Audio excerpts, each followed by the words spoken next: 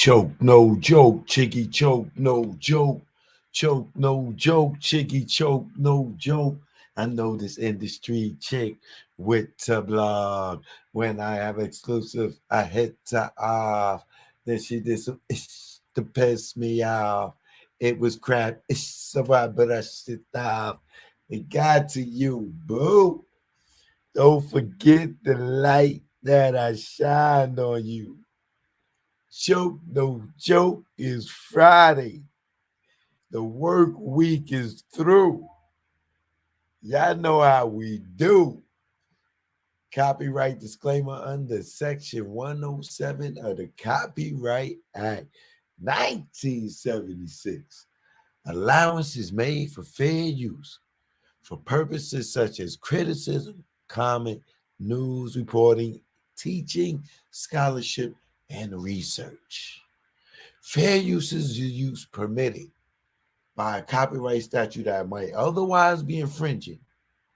Nonprofit, educational, personal use tips the balance in favor and yet fair use.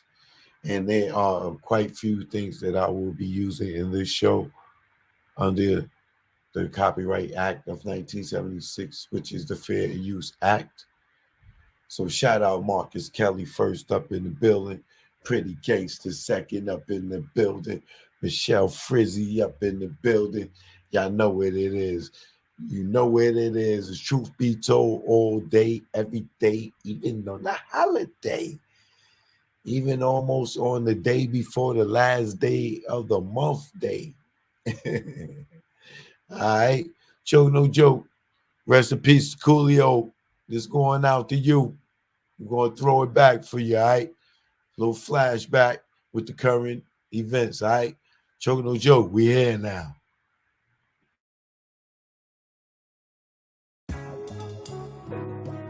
Oh, yeah. My man had to come through and make sure it went through. Y'all niggas is in trouble. Choke, no joke. I ain't no joke, the mixtape. We here now. You already know. Let's go. Choke chillin', got away from them billin'. Ain't shit really changed though, I'm still that villain. I'm making money with rhyme, fuck black on black crime. Beef and money don't mix, like Muslims and swine. I'm talking milk, penicillin, y'all be illin'. Y'all be thinking y'all killers, with y'all screw face grillin'. Kick that bullshit to me, y'all be wet though like Bruce Lee and Brandon and Hearst on the highway to heaven. Man, you making mad threats and stuck in one section. I'm OBP like Naughty, making connections. Talking under your breath, get you something you don't need. 2 fully loaded Macs, filled up with heat. Nigga, you sweeter than 30 days for a body. Pop shit to these niggas, see me walk by me. But I ain't looking for no beef, I don't eat bologna. But I'll bring a whole cow if you run up on me. Shiesty, try me and hype me to peel your wig back like 10 cent icy. Bring it, stop bluffing, I got your threats, they mean nothing. I respond like Bond, I come through, I'm bombing. Playing bodegas, flipping Montega. You tan in the Jacks, I tan in Jamaica. Faker, wouldn't bust if he raped ya. Your chick got blazed up, hit it like Jada. While you blew up a pager, had to breathe like Vader. Your star at war, with the lightsaber. I'm here to lyrically tear your red, nigga, you a spear. I jack you up, now you out of here. Throw me on the 600. Now fucking nigga humming, blowing down 8th Ave with a bad bitch blunted. I take it there. Y'all niggas don't want it. Y'all niggas don't want it. Y'all niggas don't want it with no joke. Who you thought it be? Represent the NYC. Bring it on if you niggas want some of me. Have y'all niggas feeling it like Jay-Z. No joke, who you thought it be? Represent the NYC. Bring it on if you niggas want some of me.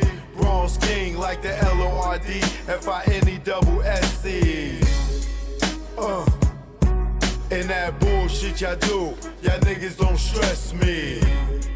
Oh yeah, and you already know, either war what it is. Choke, no joke. I ain't no joke. The mixtape. We here now.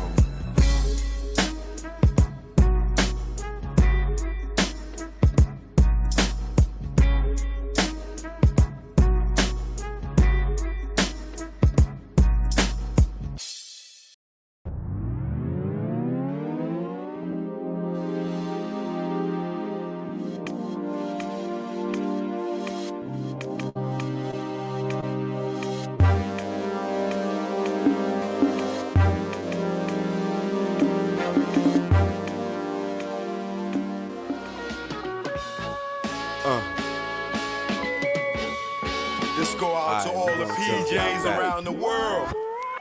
Either war. Nah, way back. Sound Back. niggas Back, are gone. way back.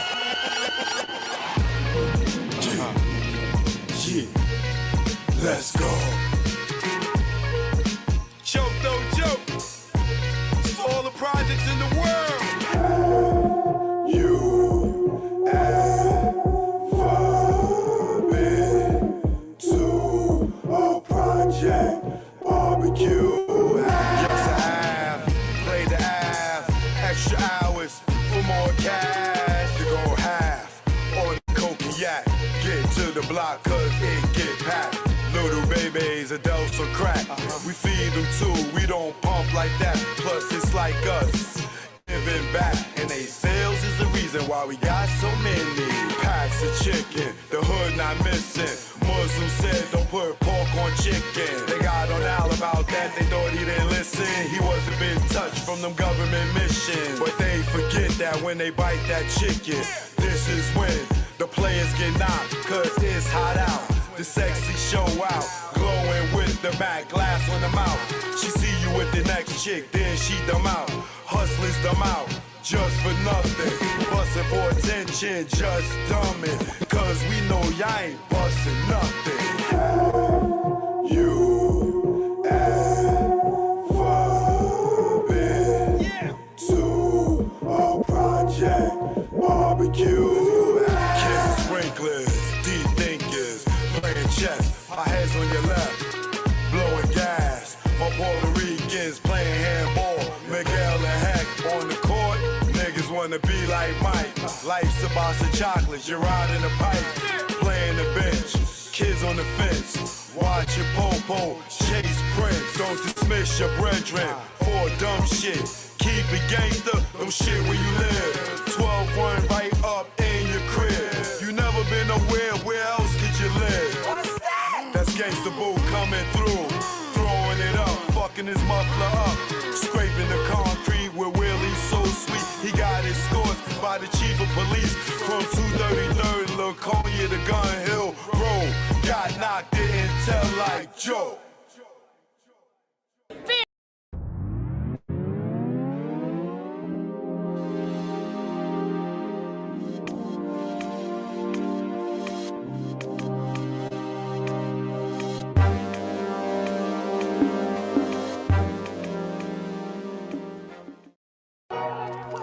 Yeah, choke no joke, you know what it is.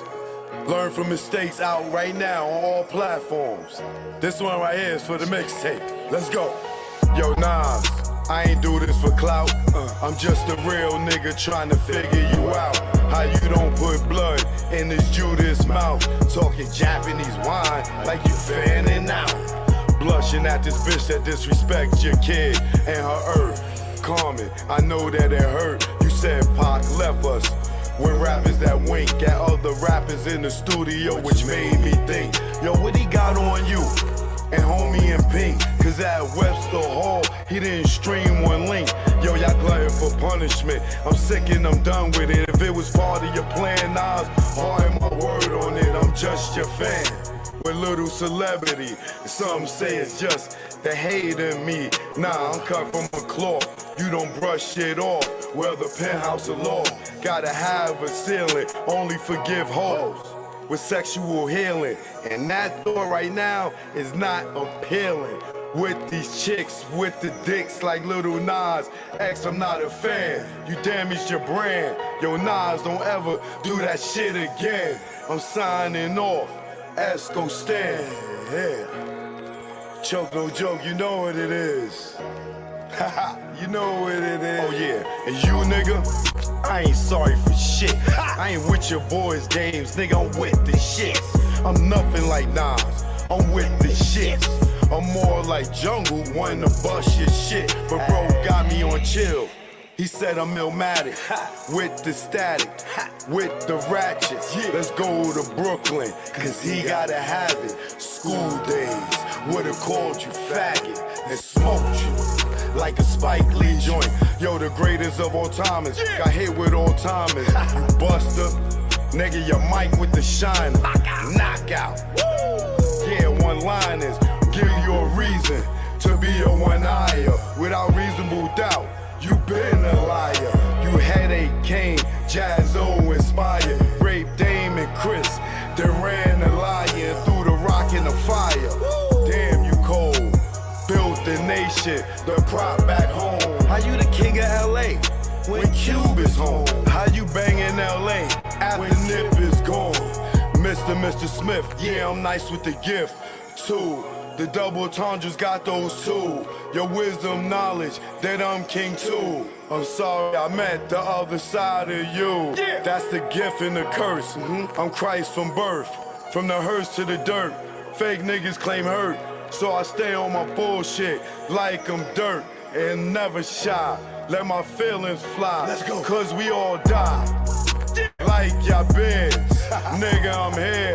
Only fear I have is truth not be told. We all get old. It's choke, no joke. Y'all already know. Let's go. Choke, no joke. You already know. Learn from mistakes out right now on all platforms. This for the mixtape. The 50-year-old platinum virgin. I'm not sorry. I'm not sorry.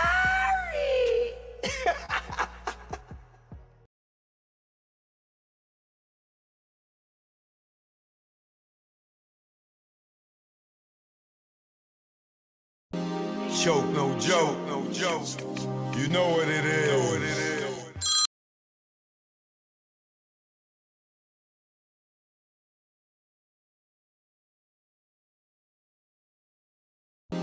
Choke, no joke, no joke. You know what it is.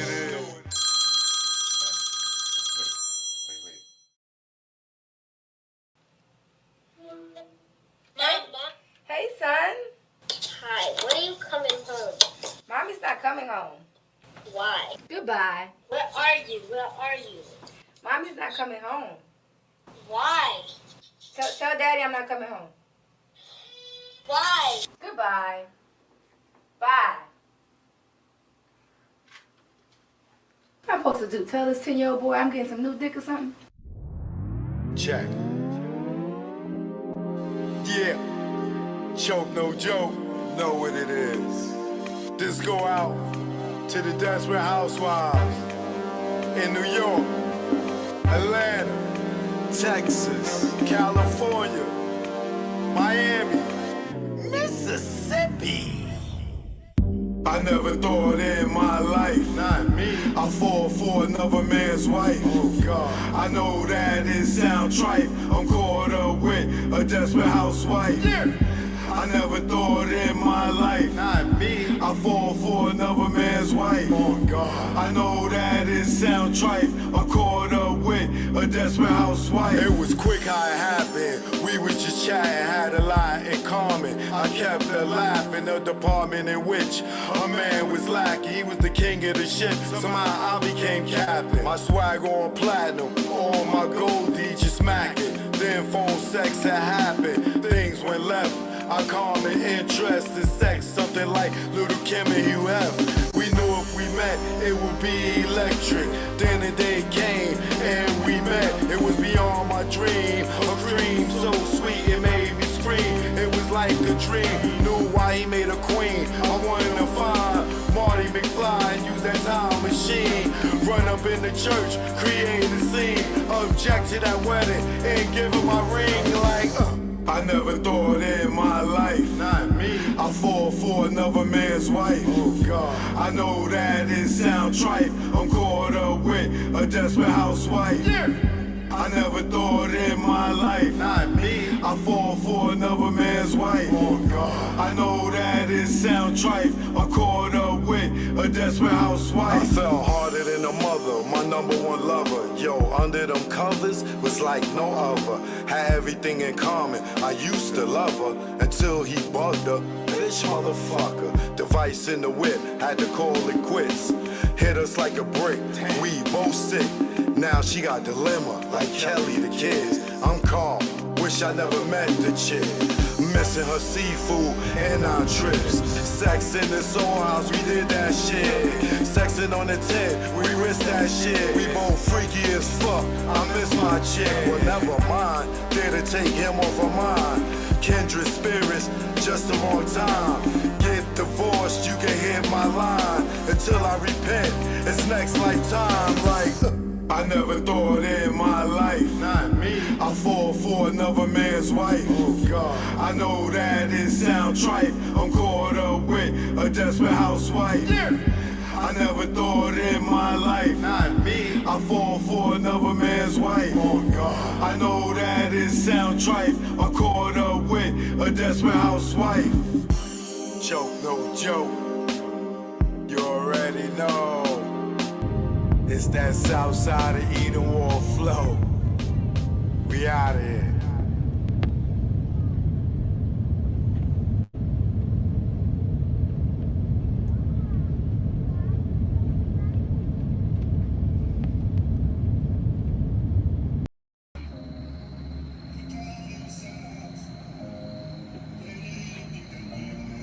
Choke did. Oh, God did, huh? All right. Shout out Jesus Christ, Allah, Buddha, the real Jehovah. Let's get into this. Your man with Eric Benet. Now the baddest girl won't show her face.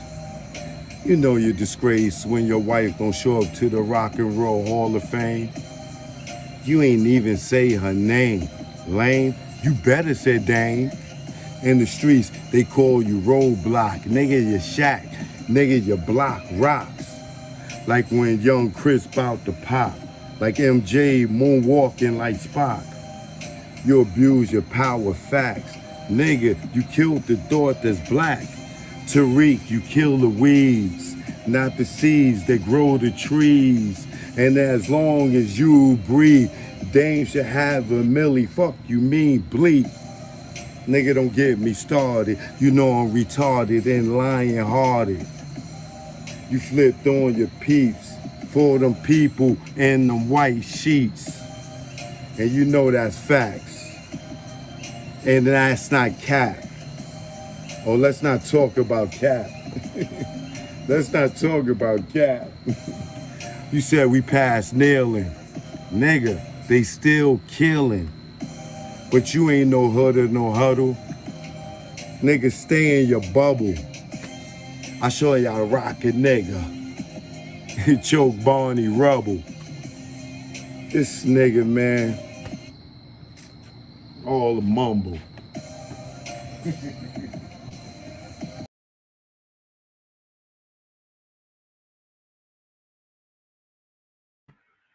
Choke, no joke, chicky choke, no joke. Choke, no joke, chicky choke, no joke. Toledo, Ohio in the building. Determined mind was good with you, was good with you. Choke, no joke, you know what it is. Oh, let me see something. Pow. Yes, yes, y'all. Yicky, yes, y'all. To the beat, y'all. So unique, y'all. Choke, no joke is in the house. One time, let me hear you say ow.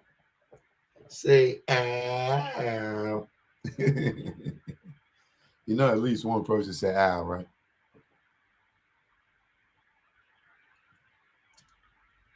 Artistic visuals in the building, Dallas, Texas. What up? What up? Salute. Salute, my peoples. You know what it is. Yo, if you're on my Instagram, I gotta shave that hair down. It's tickling my nose again. If you're on my Instagram, you can hit the link in the bio. It'll bring you to the YouTube live. I'm live on Patreon. If you're on Patreon, shout out to my Patreon gang. I'm live on LinkedIn. If you're on LinkedIn, you can come through. You know what it is. Twitter. I'm live on Twitter. I'm live on Instagram. The choice is yours. You could get with this or you could get with that. You could get with this because you know them other niggas is whack. Boy, your boy Choke. Y'all just call me the content king, all right? That's what I just want y'all to call me from now on. Just call me the content king. Yo, Choke, you just the content king, man. You the content king, all right? Come on in, y'all. Come on in.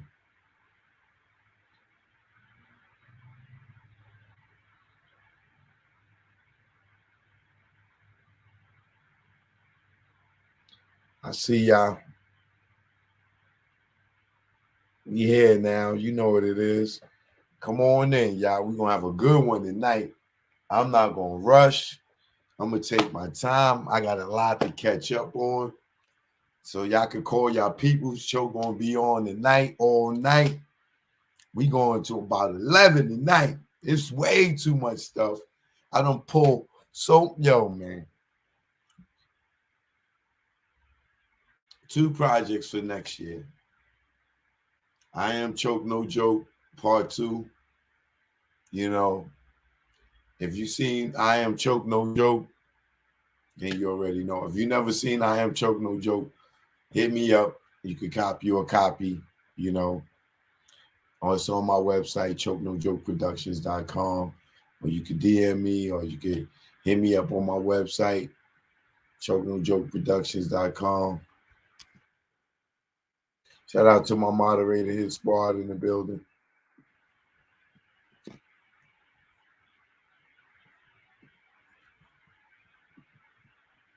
Trey Reed in the building.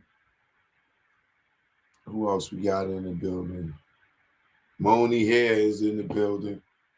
Kareem Smith is in the building. Capital third letter is in the building. Capital third letter. You know what the third letter is, right? A, B, P. Capital third letter. Capital letter. Capital letter P.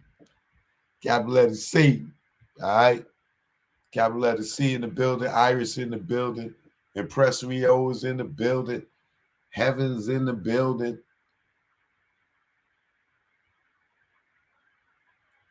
Angelita's in the building.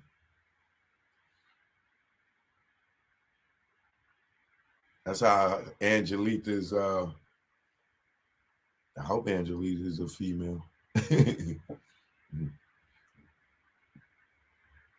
Shout out to everybody coming in the building. I see y'all.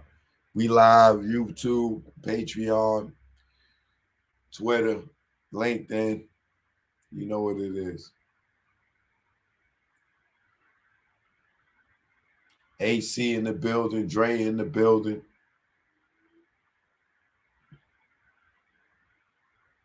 I should start a record label. Maybe. Not now. Give me a minute to do me, and I'll be able to help y'all. Trust me, I'm right around the corner. I'm around the corner. Paulette. How you doing, Paulette?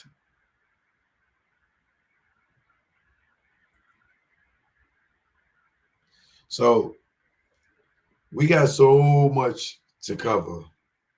So much to cover. But, you know, being that it's Thursday, you know, niggas a Choker Fella Records. Iris, thanks for the donation. I appreciate you for the cash app. I that's the first cash app in a long time. I was watching somebody else's show. I was seeing all these donations. I was like, damn, like, do they still donate out here? Like, what happened? Iris, appreciate you, all right?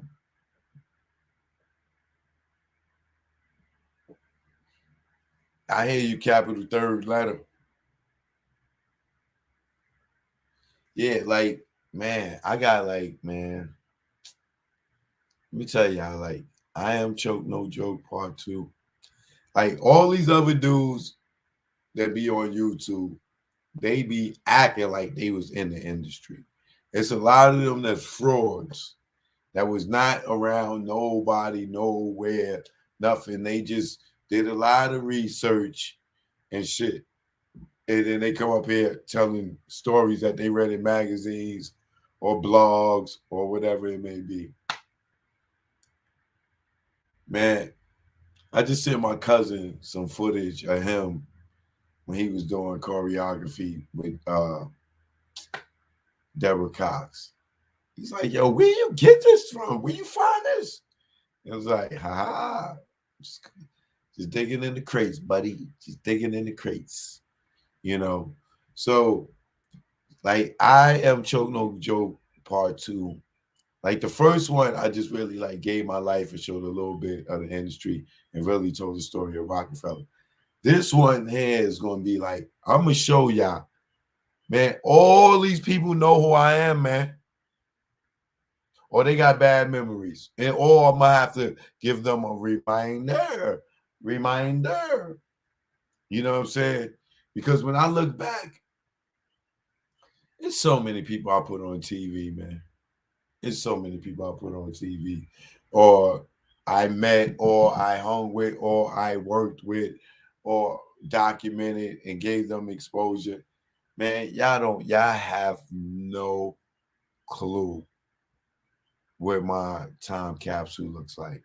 And that's what I Am Choke No Joke Part 2 is going to be like. And this one, I'm going to do it independent, but I might have some major distribution.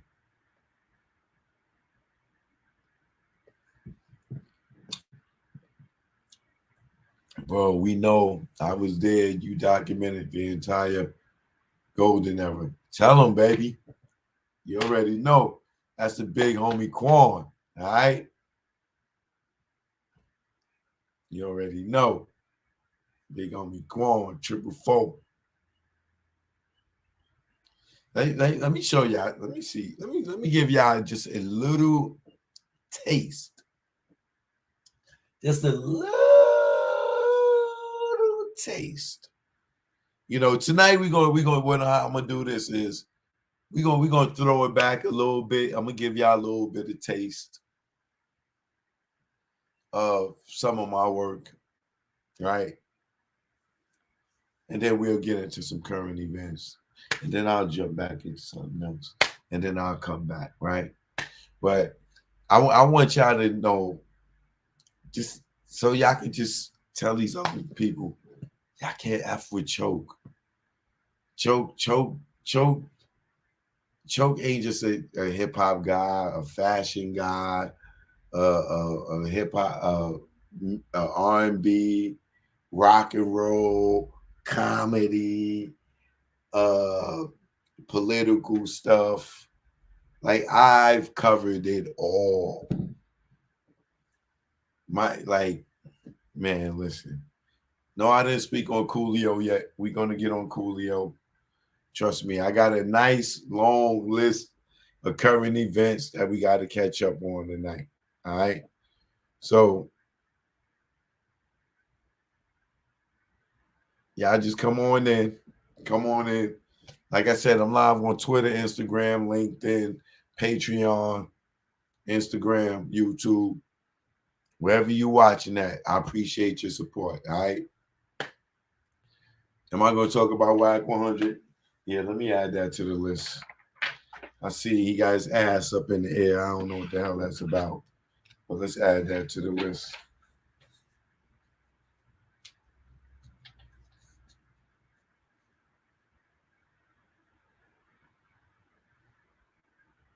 Who said that? I forget.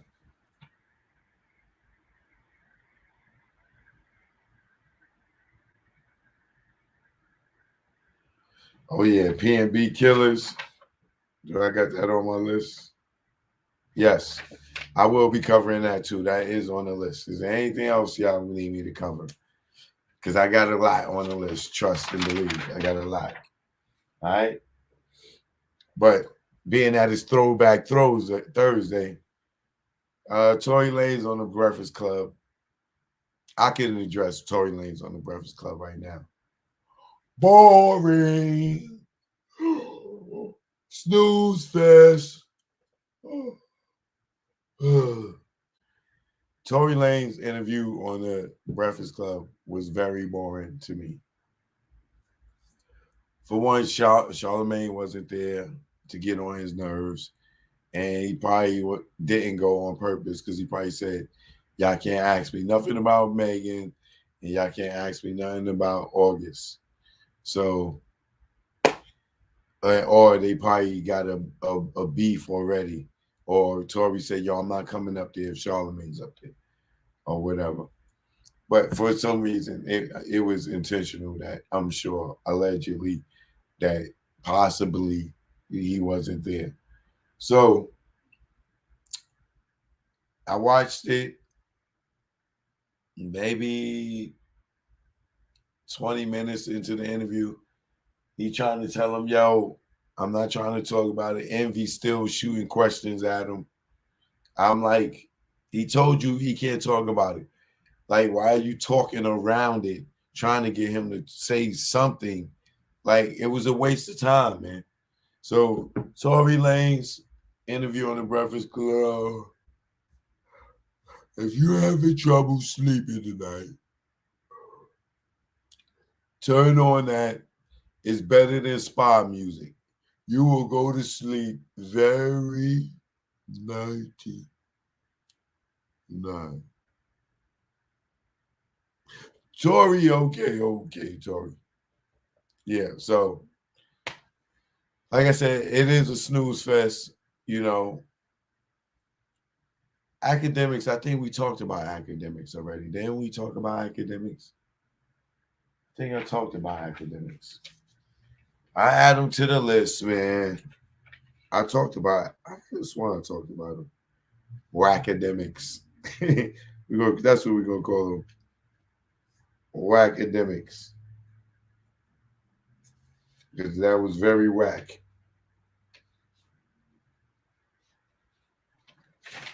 Whackademics.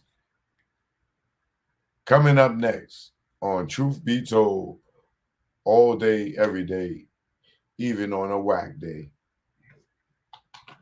So, yeah. Now, that's it for Tory Lanez on the Breakfast Club. If you didn't see it, you already know he got a gag order by the judge not to talk about Megan or talk about the case. So he can't talk about that. He's definitely not talking about August Alsina because he has not been charged as of yet. But he don't want to say anything to incriminate himself. So he didn't say anything about that. Other than, he's dropping a new album tomorrow. Shout out to Tory Lanez. Tory Lanez, give me an interview, man. I ain't going to ask you about Megan. I'm not going to ask you about August. I want to talk to you about promoting your album. Tory Lanez, can I get an interview? You can hit me up, chokenojoke@gmail. Have your people hit my people. You know what I'm saying? Or DM me on Instagram. If you ain't too big. You know what I mean? You know, we know you're not in height, brother. But if your ego ain't too big, you know, you can DM me and let's do an interview. You want to promote your album. Lil Boosie, you want to promote your movie. I see you out here, you want to promote your movie. I don't got no bands for you, nigga. You already got enough bands. But you can come promote your movie over here. Rick Ross, you the interview I want more than anybody. So anybody out there that know Rick Ross, Rose, the boss, you know what I'm saying? You know, I support a brother with a cow. Niggas don't know nothing about niggas with cows. They over there fucking with bulls. Bullshit. Yo, Rose, please, brother, grab me an interview. I'll pull up to your crib again. I did spend money with you and come to the car show. I even spent extra money for parking and couldn't even park, nigga. You owe me $50. But that's besides the point. It's all love. I had a great time, man. I got meat on Philly tropical treats. That was outside of the car show. That was the best part of the car show for me. The Philadelphia tropical treats. But Rose, Ty, hook it up, Ty. Tyra Monroe, hook me up. Tell her homie, Rose, I'll come to the promised land, man. I'll come bring the camera over there. I do it over there, man. I like the vibe over there. You know what I'm saying? We can sit right in the lawn and use the house as the backdrop. show niggas how much acres you got. They out here talking shit. You know what I'm saying? You got more pitch and shit on your lawn than the shit these niggas talking.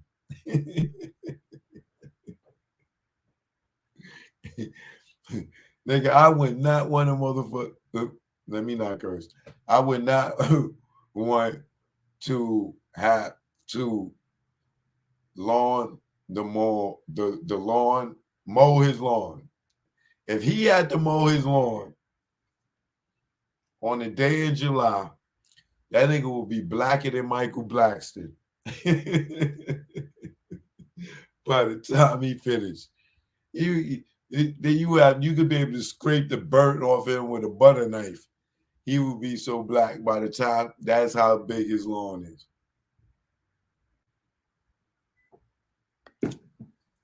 And I know because I walked it. All right.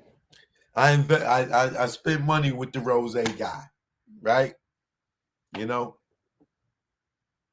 that's how you do. You support the hood. And I filmed from there. I showed people.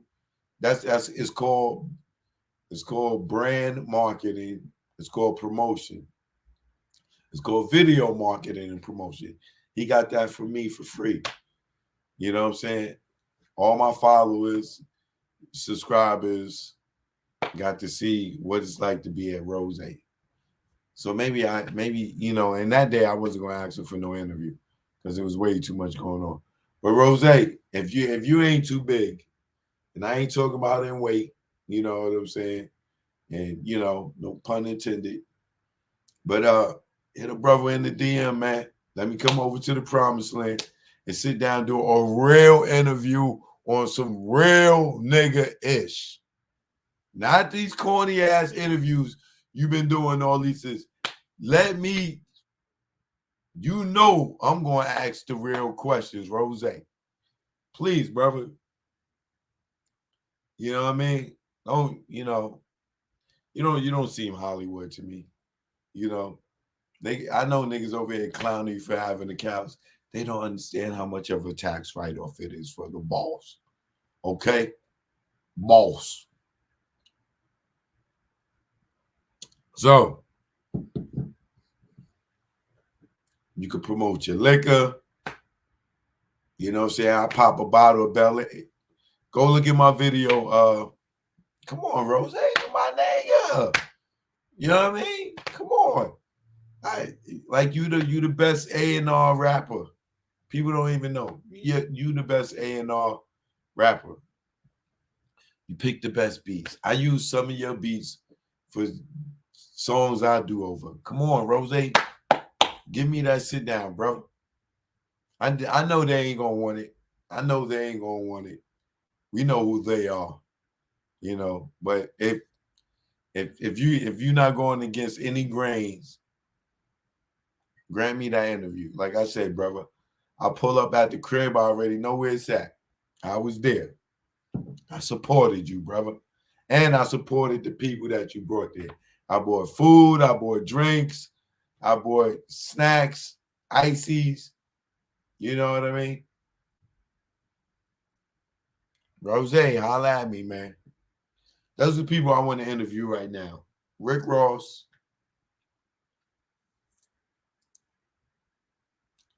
Who else I want to interview?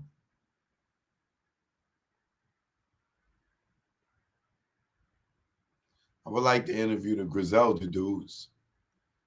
Now I done reached out to some Buffalo cats that said they got on the phone that those my nigga, yeah. What? Oh, that's nothing, choke. Yeah, that was about 2 months ago. I ain't heard from Benny, the butcher. He must be over here slicing some salami or some ham somewhere in some deli up in Buffalo. I ain't heard from Conway. He might be down in Lower Manhattan selling some clothes and Conway's the store. I ain't heard from West Side Gun. You know what I'm saying? He might be somewhere cleaning pistols. But they told me they had me, man. So Griselda, Rose,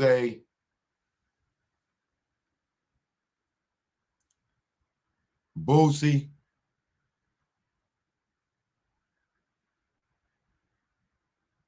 I know Boosie trying to promote his movie. I ain't trying to, I hear Boosie be charging $100,000 for an interview. So I think that my career should give me a pass. I'm like Oprah, nigga. Like, come on, Boosie. Come on, I don't put what? Lil Webby on Rap City. Ask Webby about me. All right? Tony Yayo, we talking about Tony Yayo tonight. Tony Yayo, I could get Tony Yayo. That's no problem. Shout out to Tony Yayo anyway. Shout out to the Passport Gang.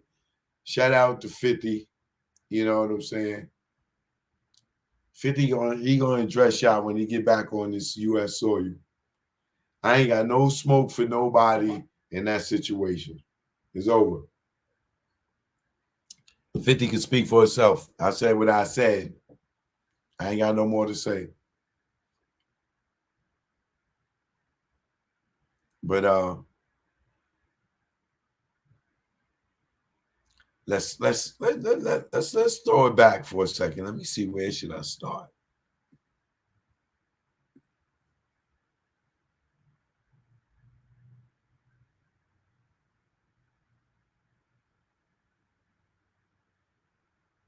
Speaking of 50, shout out to the real Curtis Jackson.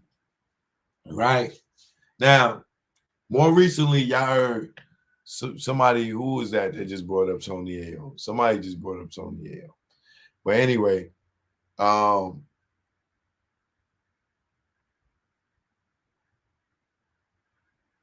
during one of Tony Ayo's recent interviews, he talked about, they brought up Onyx and Fredro, talking about the situation where they had beef at one point. But, I remember the time when Onyx and 50 was cool. They was boys because I was there with them. This is the thing that y'all don't know about me. Like, 50 knew me since Jam Master Jay. He might not remember, oh, damn, that was Choke. But when he see I'm in the same room with him, he gonna be like, oh, shoot, Choke was there. You know what I'm saying? Fredro, like, we constantly saw each other and became cool over the years. Like, I know these people, and people be thinking I don't know these people. You know what I'm saying? Like, we all came up together. Just because they got more famous than some of us, it's a lot of people that's gone. There's a lot of people that didn't make it this far. A lot. Shit, I want to say millions, but I'll be exaggerating. But I wouldn't be far. It's a lot of us that fell off that was in this industry that had the dream to try to make it. Don't ever give up on your dreams because you never know. It could be right. It could be the right next gig. It could be right around the corner. It could be the next day. It could be the next year. It could be the next month. Don't ever give up on your dreams. A lot of us give up on our dreams. I gave up on some of my dreams, but I double backed on them. You know what I'm saying? Don't give up on your dreams. Because when you get frustrated and when you think it's over and it's time to move on, and the person in your one of my girlfriends,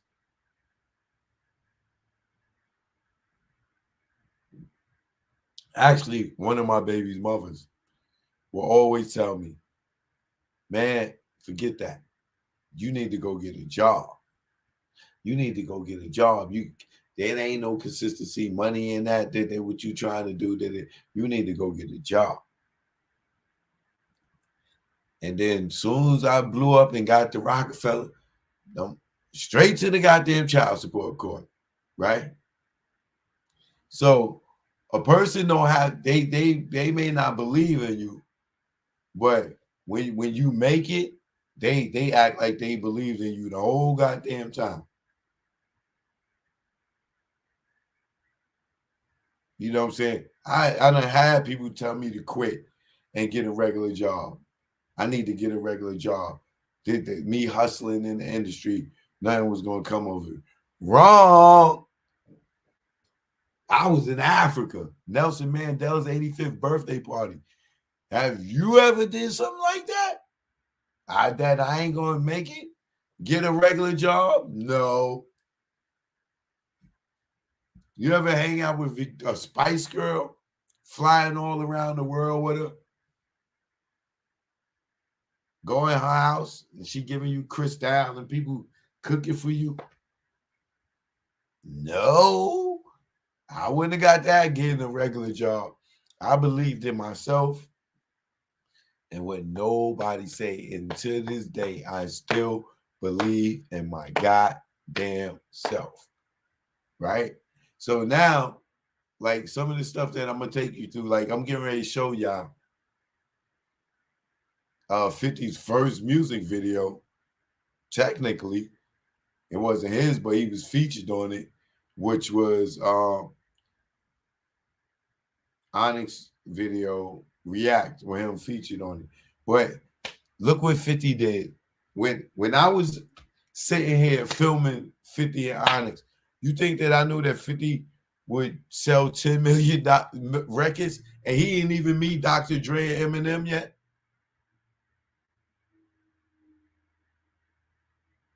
You know, my life is like seeing experiences and rubbing shoulders. And this nigga was, you get ready to see him in the video where he ain't got no millions, no nonsense. Good looking. Thanks for the donation. I appreciate you. Right? He ain't got no millions. He wasn't even shot at this point. Just a rapper trying to make it. And we all just in the industry trying to make it. At this point, I'm modeling and acting. And then I'm doing videography, but I'm not knowing that I'm doing videography. I'm just shooting for fun and shit. But I'm just keeping all my footage, right? And then this was the day that I got the idea to do a show because one of the girls has so much personality. I was like, come on, you could be the host, joking around. And then boom, I started making shows from this point. But think about it. I went from here meeting 50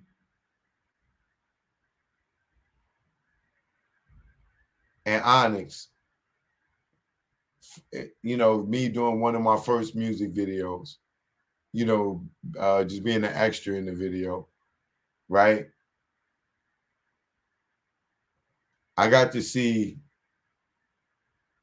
Onyx blow up. I got to see 50 blow up. I get to interview 50 backstage at the tunnel. Right? You see how we growing together? Now I'm documenting. I'm not even me playing with the camera right here on the day This video show is the first time that I decided like I'm gonna make this like a show thing, right? I go from there with the same girl that I decided that I picked as my talent because of her personality, and she was great for it. That's how I know talent, right?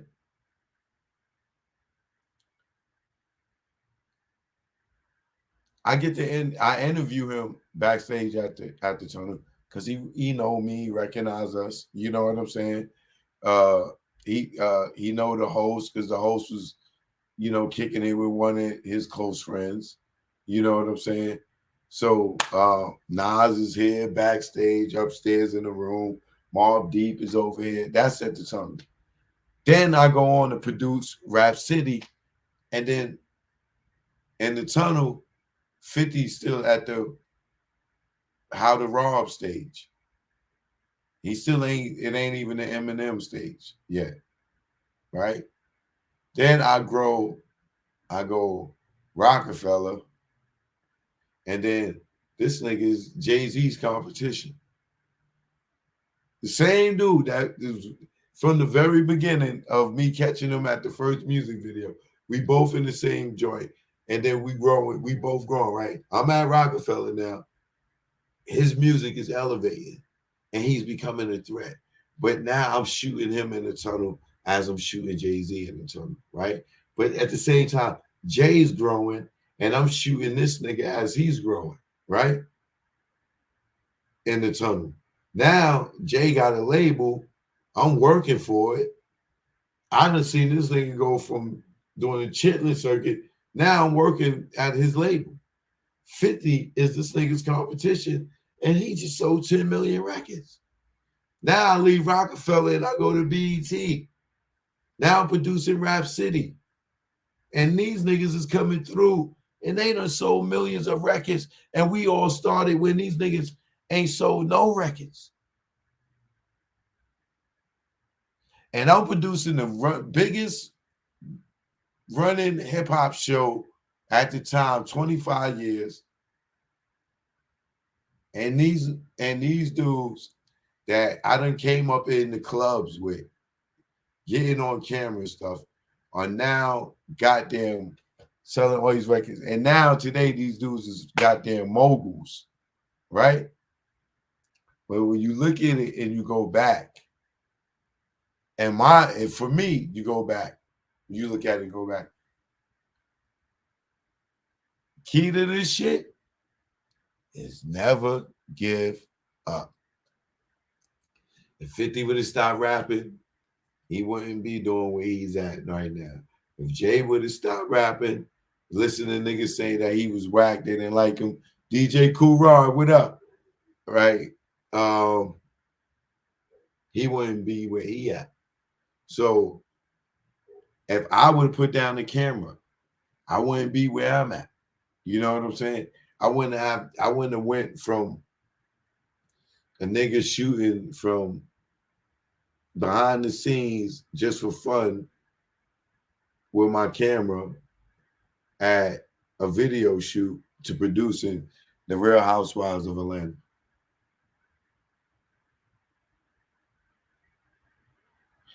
I know it's a hell of a jump.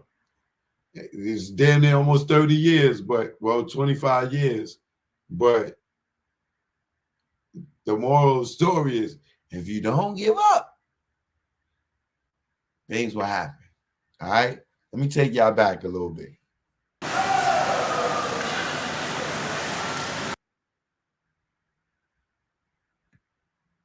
A lot of their names are on their jerseys, so you'll get to see who's who. But this is the Onyx video react featuring 50 Cent, right? This is the first day I met 50 and Fredro and them. And shout out to Fredro. We still cool to this day. We see each other. It's all love. You know what I'm saying? My host Child and Fredro was cool.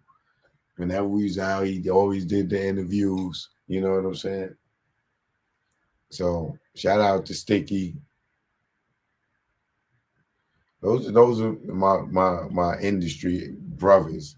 When I say brothers, it's like people that like they grew up in your projects or they went to your school and you've been seeing each other for years and years and years and years. You know what I'm saying? And there's always love. It ain't no drama, ain't no hate. You know what I mean? But yeah, let me show y'all a little bit of this. Fredro and them probably never, they definitely ain't never see this.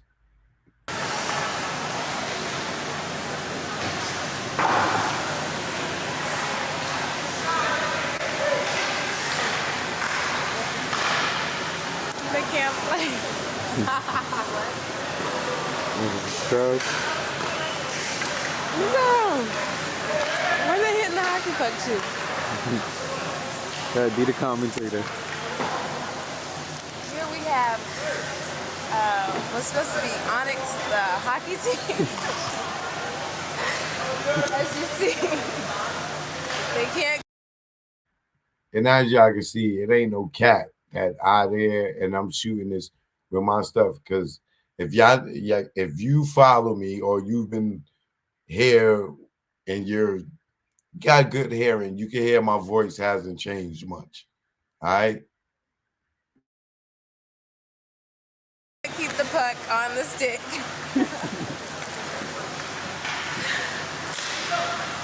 Oh, did we get a goal?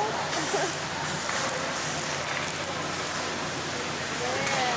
Yo, put me on beat. You know what I'm saying? Representing California, currently in BK. I'm up here trying to do my thing, you know what I'm saying? Be exposed. It's not working out too well because I don't think I'm gonna get in here.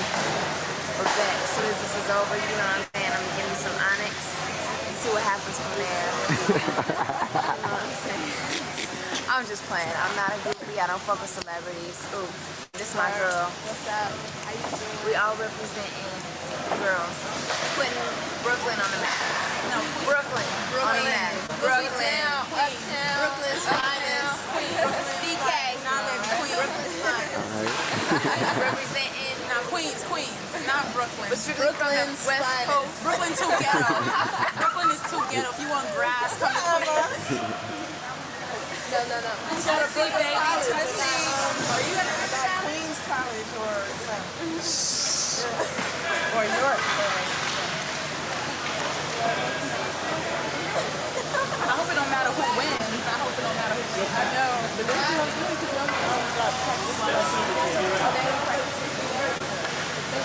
oh, really?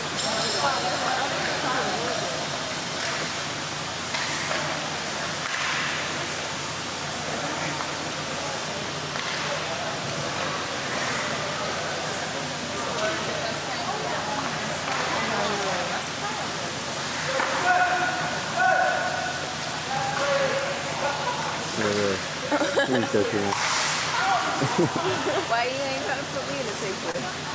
What you in there? I was like, Oh, I'm sorry, I ain't seen you. Hey, you want to get in? no, I'm behind the scenes. Watching the game. Go Onyx. Representing. In the West Group.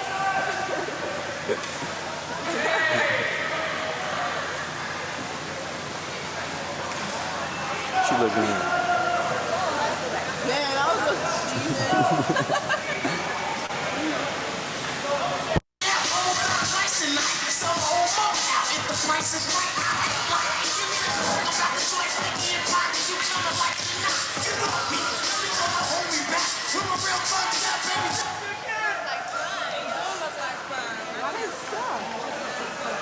I think that's his fault. He's got us. Hey. You're erasing all that stuff on there, right? No? You know, when I do come up, and I can't have nothing against me.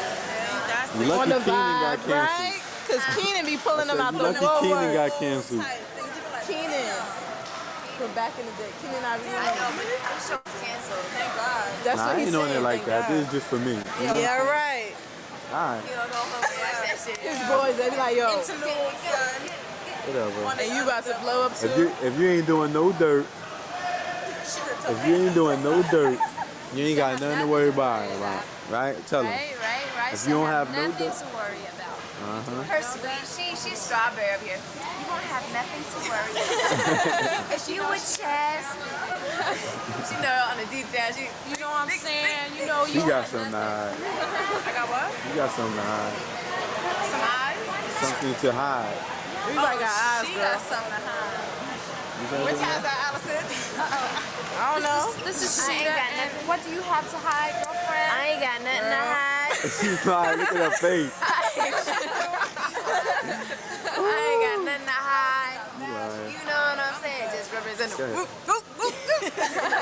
Brooklyn, baby. Brooklyn, baby. What about that bank scandal? Tell me about it. Yo, that was just a mishap. That was just a mishap. When I had the gun, it was an accident. You know what I'm saying? I was just shooting. I was like, damn, give me the money. But I told you not to take that back to the hospital, girl. If the price is right, I ain't lying. Give me the about the joint, pinky and pocket. You coming like it or not? You know me. Let me go and hold me back. You're a real fucked up, baby. Tell you. Sticky fingers from out your darkest fears. I make you reach your neck. I make you reach the man upstairs. Show some love, my real thugs. Make you that, baby. Twice tonight, so hold on now. If the price is right, I ain't lying. Give me the about the joint, pinky and pocket. You coming. They're catching a wreck on that, man. They're doing some acrobats with no problem.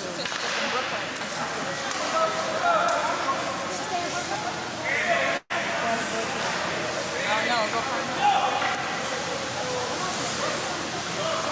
Sneeze? Damn, I was like, don't you I should have been like,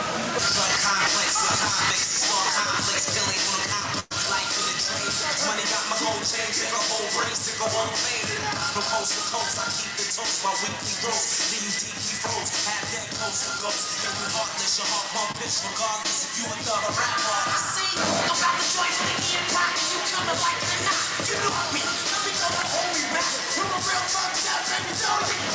Sticky fingers from out your darkest fears. I make you reach your neck, I make you reach the man upstairs. Kill it in the club, baby, show some love, my real thugs. Make you rap, baby, throw your jacks. All the ladies in the spot, show me what you got. Fake it.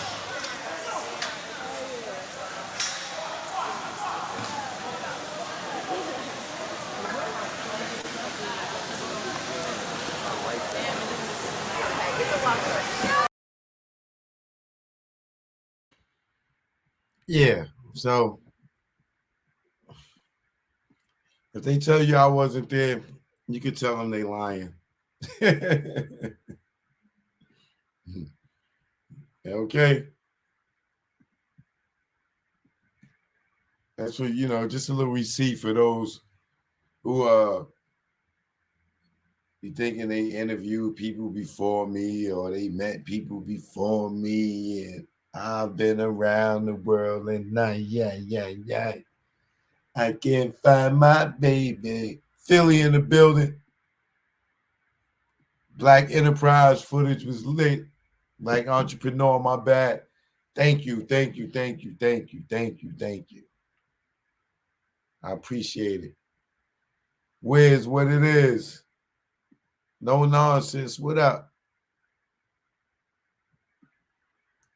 Sorry, Instagrammers, but my phone died, so don't know what to tell you. But let's get into some current event news, all right? First topic I want to talk about is the brother R. Kelly. Can't catch a break, right? Now, R. Kelly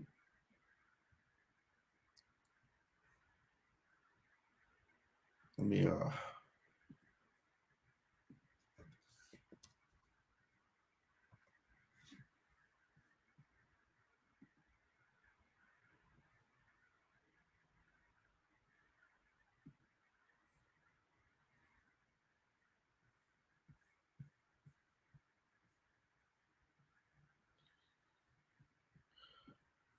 R. Kelly, right?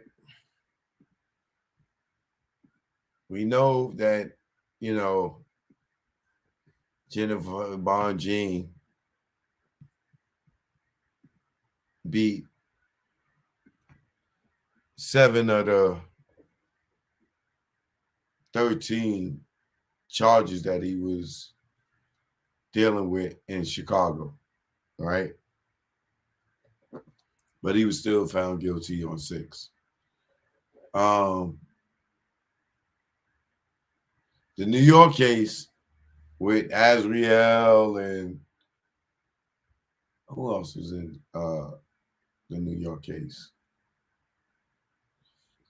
Mostly Azriel, right?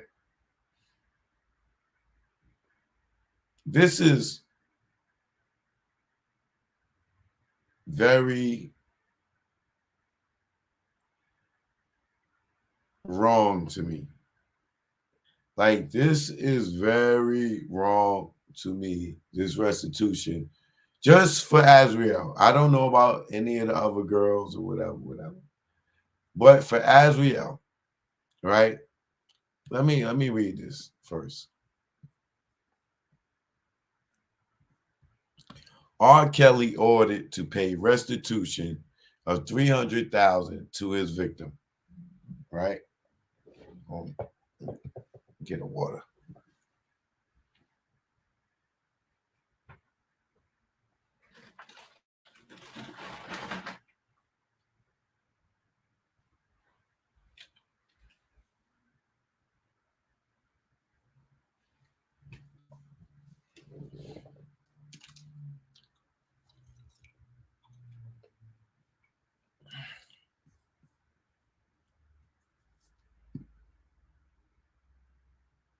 Badlands, what up, bro?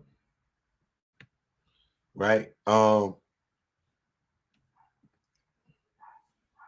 So R. Kelly ordered to pay restitution of $300,000 to his victim.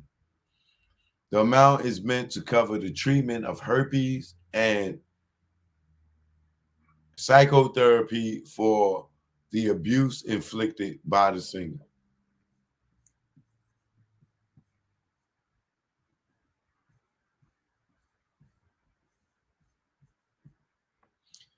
A federal judge signaled on Wednesday that she plans to order disgraced R&B superstar R. Kelly to pay more than $300,000 to one of his victims in a decades-long scheme to use his fame to sexually abuse his young fans.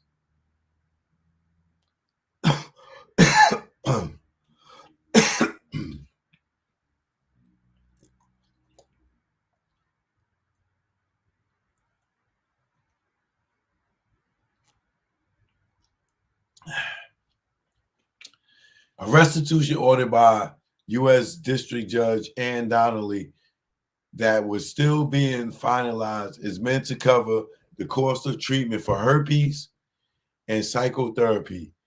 The victim, referred to only by a pseudonym, has accused the jail Kelly of giving her the sexually transmitted disease during one of their encounters. Kelly could be on the hook for tens of thousands of dollars more to pay for herpes treatments and counseling for a second victim once the final tally is calculated. The judge rejected a third claim by another accuser.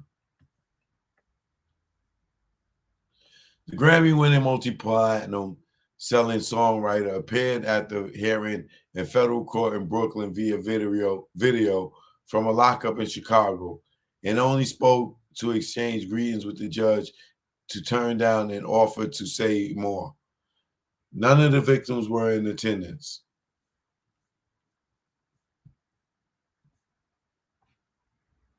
Earlier this year, Kelly was sentenced to 30 years in prison following a trial in New York, which the jury found him guilty of racketeering and sex trafficking.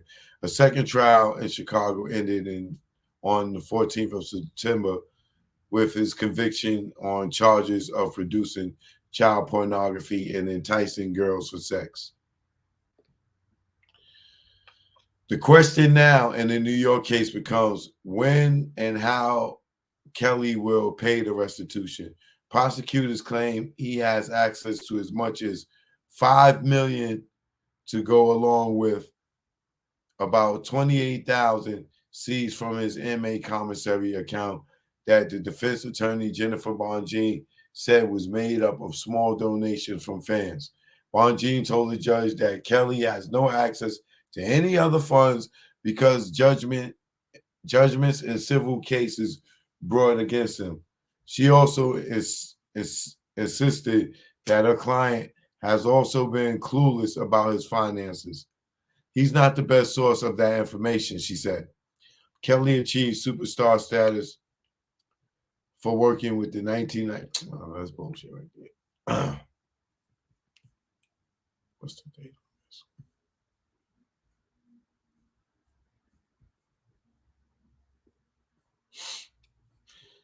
Hold on, cuz.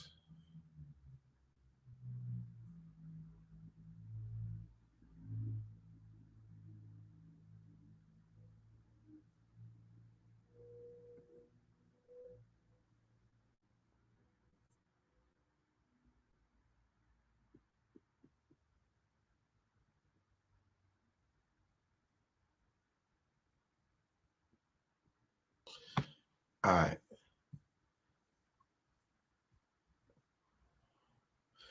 The disgraced R&B singer has now been ordered to pay at least $309,068.18 in restitution to the victims of his sex trafficking. According to the courthouse news service reporter, Kelly also owes $140,000 in fines and an assessment, according to this chick. As of now, 368. As of now, $300,668.18 will go to a survivor of Kelly identified as Jane. Jane, I believe, in the New York case would be Azriel. The other $8,400 will go to a woman identified as Stephanie. Who was Stephanie? According to the money will go towards the cost of therapy and herpes treatment for the women. The total could also rise as prosecutors determine the cost of medication for Stephanie.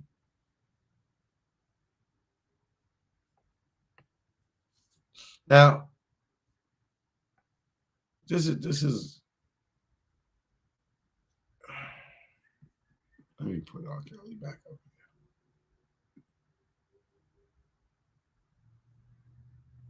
You know what? Let me see something.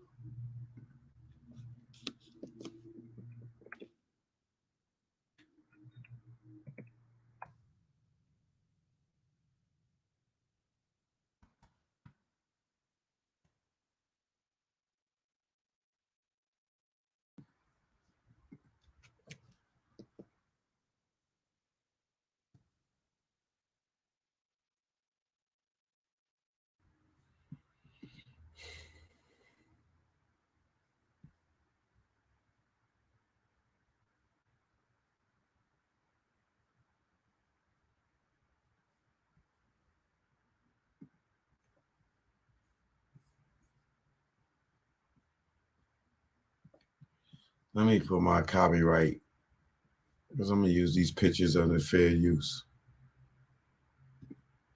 I will put my copyright disclaimer up here as a reminder that I'm using these under fair use.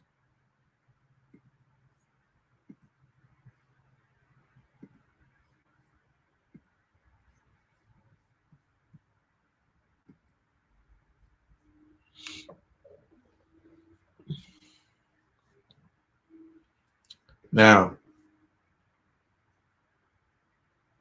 as far as I remember, this would be Jane in the first case. The girl that was on Gayle King 2 times and then did that interview, the third interview with the other guy, and told 3 different stories. And then the transcripts come out and you see I mean, the phone records come out from the feds, and you see the mother coached her from day one. It was a hustle. It was a scam. They knew about the Aaliyah. They knew that he had a fetish or weakness, however you want to call it, for young girls. And they preyed on it. They played on it.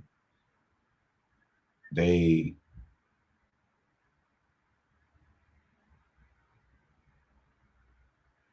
strategically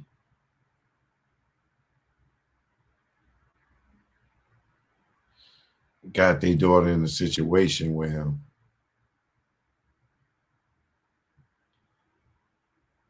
They allowed their daughter to date him, knowing his age,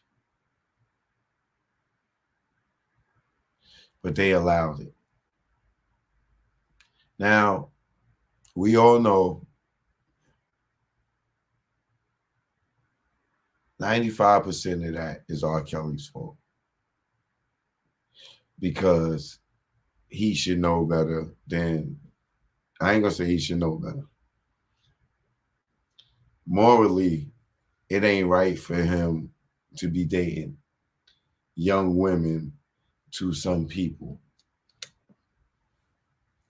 to the point where they that young that he could be tricked into them being one age younger than legal age limit. So, but as long as they're not illegal, it's not illegal. But the fact that they lied about her age, the fact that she was at it when he met her at was an adults only event where he shouldn't even have to question her age or anything. But ultimately, the parents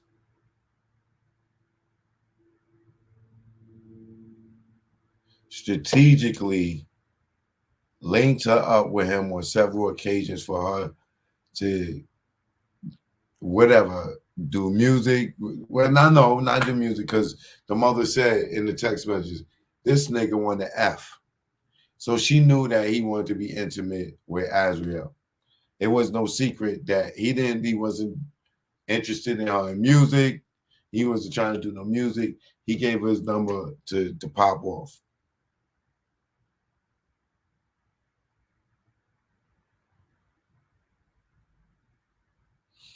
The parents in this situation allow her to go stay with him. They signed over parental rights for her to go and live with him.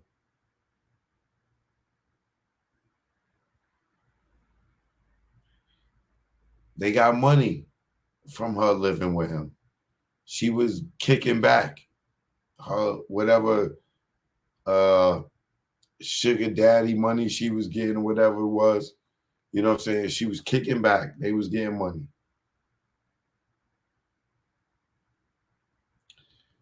Then they come with the whole surviving R. Kelly stuff. Knowing that their daughter not only was voluntarily in a relationship with this man, but they encouraged it, they supported it, they enabled it, and they made it convenient for her to mess with R. Kelly. When their daughter got emancipated and pulled them off the nipple, and the daughter wasn't taking care of them no more, then it's the whole surviving R. Kelly. And then they make money off the surviving R. Kelly. From the footage that they shot, acting like their daughter was captive, pictures, licensing it to them, getting paid to be on there to tell their story. They made money that way. Meanwhile, Azriel is living a life that she wanted to because she was never captive. When her parents came and said, come on outside, she could have walked right outside. It was goddamn news cameras, all that goddamn shit out there. She didn't want to leave. She said that we seen what she told Gail the first time. She wasn't no prisoner. She wasn't none of that, right? So, which means she got titties. She got titties. He bought her titties. He bought her bags. He bought her gifts. He gave her monthly amounts. He gave her money to give to her parents. And they tricked him. If you look at the transcript, they keying behind his back, thinking their daughter's in love with him, and he's just a jokes. He's a lick. R. Kelly was a lick to that family, right? He take care of this girl. Once again, he was wrong for dating her because even though she lied about her age, he shouldn't have been dating her. But she lied about her age, and he thought she was of legal consent. When he found out that she wasn't, and he continued, that's why his ass is in jail right now. So I'm not giving him a pass on that. So when he found out, he should have left her ass the F alone. You know what I'm saying? But he chose to keep rolling the dice and shit. And she was the one, just like the other girl in the other case, the one he loved the most is the one that took his ass down, right? So my thing is this.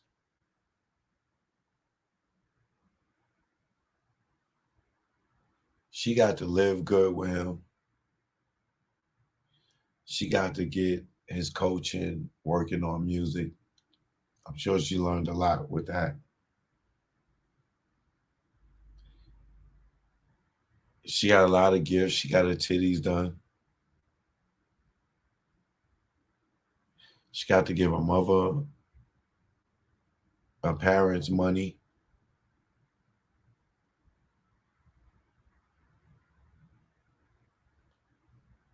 Ain't no telling where else she made money from. And knowing that they set him up, you tell me now she gets $300,000 on top of that shit?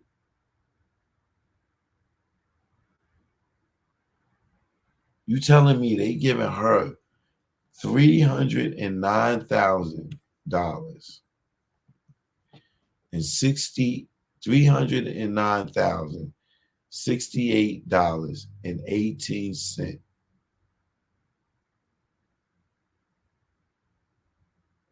And y'all know that her mother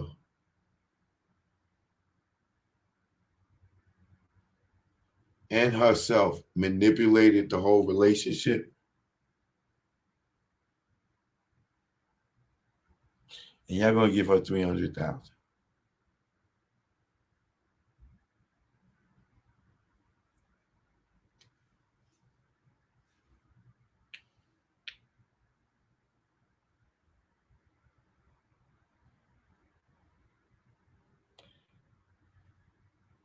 Do this girl and her family not get any repercussions behind none of their actions for what they did?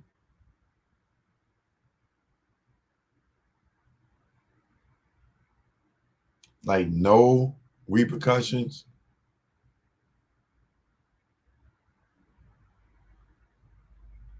And she's rewarded $309,000 even after you got the proof that the parents set this dude up as far as manipulating and everything with this relationship. And she gets $300,000 on top of it.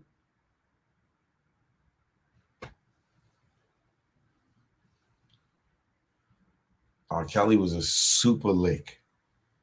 Super lick. You heard how he was crying on that phone? He really thought this girl loved him. He was a lick.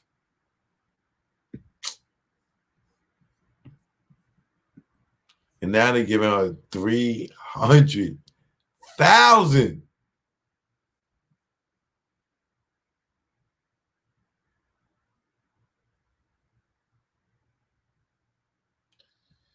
I know R. Kelly can't believe this shit. This is like a movie that is like, he done had 3 sequels already with this whole thing. This is crazy. This is crazy. But you know, much love and power to the victims that's out there that y'all would consider victims. You know, that's not what they did, is not what a lot of women done.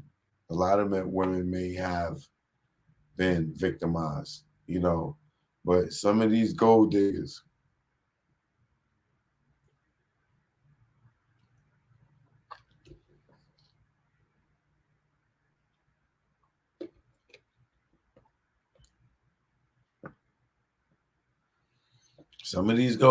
boy.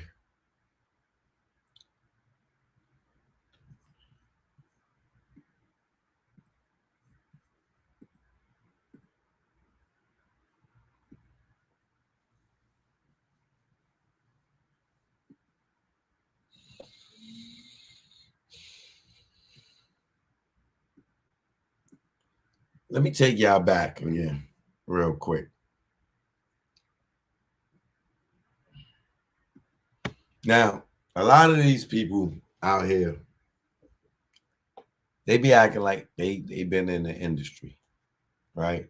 Now, I done took y'all into the Def Jam office conference room and showed y'all a real meeting.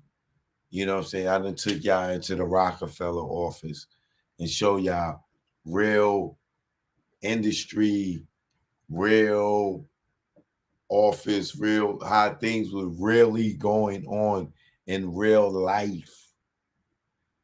These niggas out here is talking about stuff they read in magazines and they seen on DVDs. They still out here talking, interviewing niggas about Biggie and Tupac. These niggas been dead 30 years. These niggas still interviewing niggas about Tupac and Biggie. They ain't got nothing else to talk about. And niggas still watching niggas talk about Tupac and Biggie. Same goddamn questions from 100 different niggas. Y'all want to see the real industry. What was really going on, how really niggas really was getting rich, how they really grinded in each other. Now,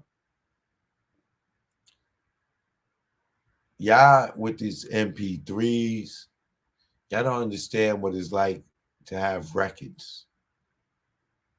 When dudes was selling records and getting accounts from record labels and companies like Franchise Marketing, Funky Master Flex record company, where he got a record pool and all the record labels and sending their records and he's sending the records to the DJs. This is the grind. This is the grind of the industry that made artists successful, made artists rich, is street teams, marketing and promotion, the stuff that y'all don't see. Like, this is the stuff that I lived, that I bring to y'all.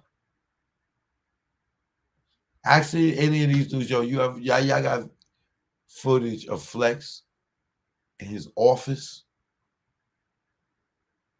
or the office operations, not him just DJing in the club. Anybody can do that.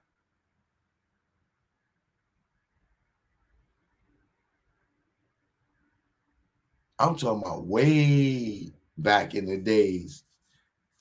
I was in offices Not just at parties, not just at clubs,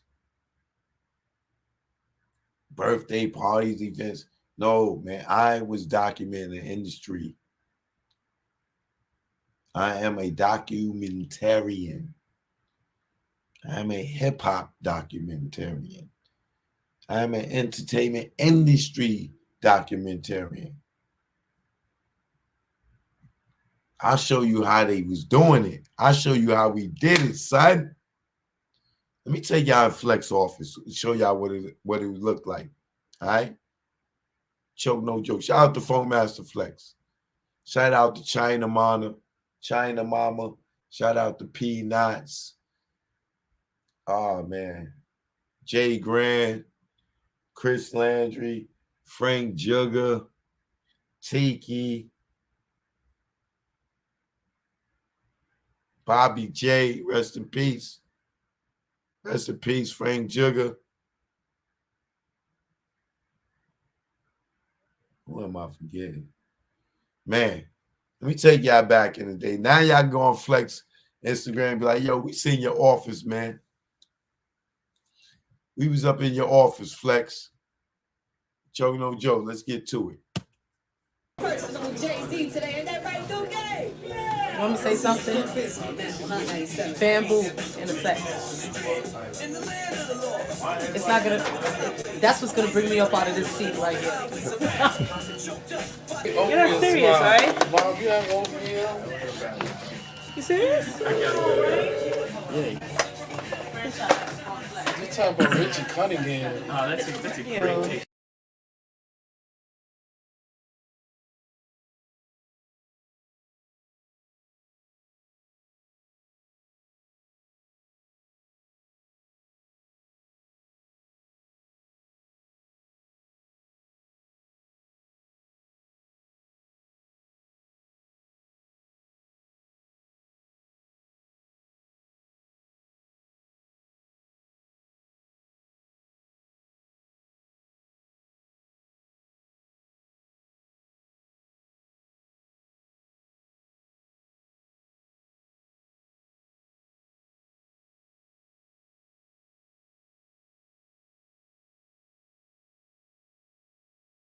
Personal Jay-Z today, and that right through game. You want me to say something? Bamboo in a sec. It's not gonna. That's what's gonna bring me up out of this seat right here. You're not serious, right? Mom, you have oatmeal? You serious? Yeah. You're talking about Richie Cunningham. Oh, that's a great taste.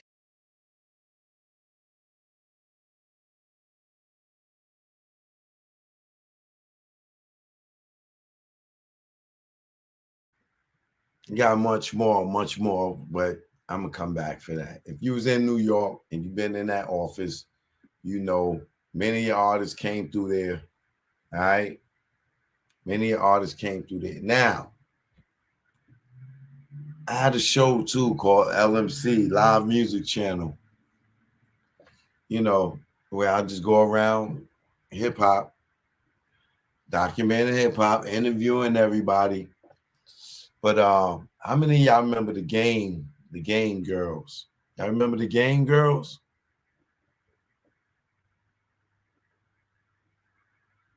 Y'all remember Game, the magazine with all the models? Come on, man. Yeah. These guys ain't living, man. They ain't live it, man. They did not live it, man.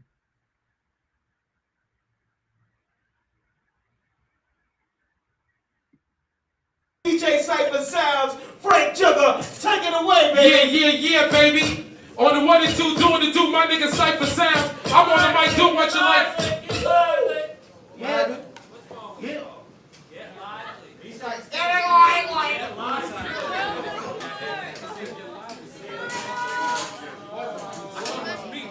All right, here we go. We're gonna go again. Let's do it one more time. What he's trying to say is, you guys need to react to Jugger right over here, okay? Wait, can I say nigga? Is that? Absolutely. Okay, all right. Raw dog out here. Can I say shit, fuck, damn, goddamn? Fuck yeah.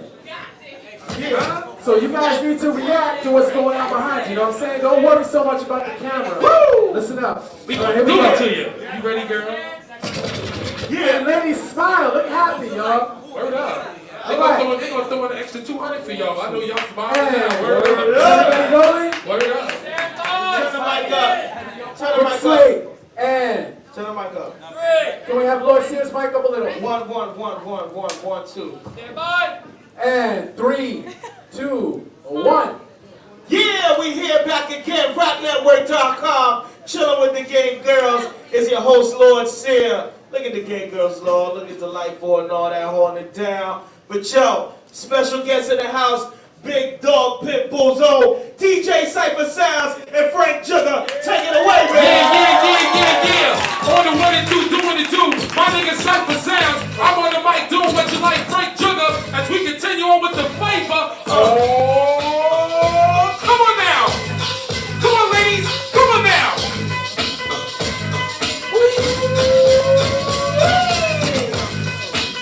Y'all looking good, ladies. Keep the step, okay?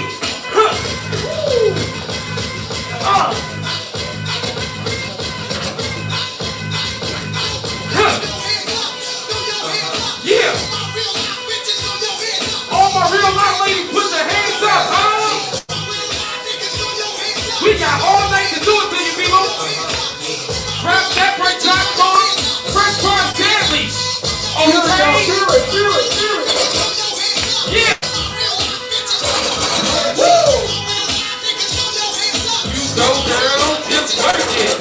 Uh-huh. Yeah. Come on. Yeah. Yeah. As we continue on from the TOP, people, it's the Big Dog Pitbull. Uh-huh. Cypher Sounds, Frank Jugger. All my ladies, all y'all looking good. We got all night long, huh?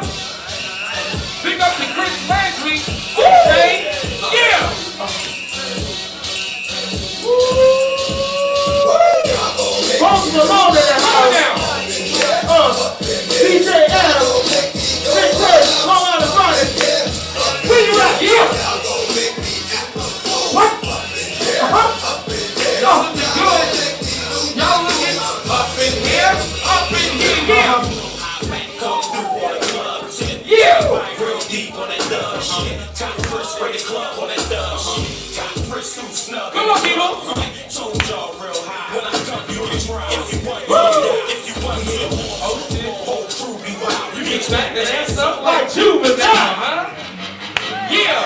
Come on, party people. Throw your hands in the sky. Everybody, hands up. All my ladies, girls, all the niggas, all the fellas.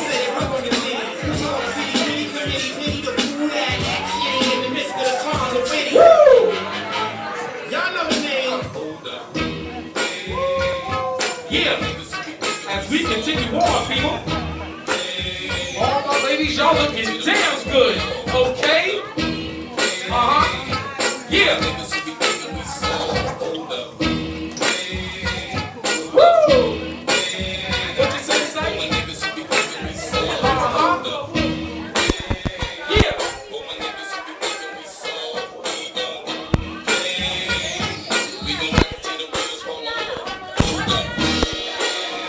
Try to be heavy. Turn it up. Cypher Sounds. Yeah. Uh-huh. We got the flavor for you. Okay.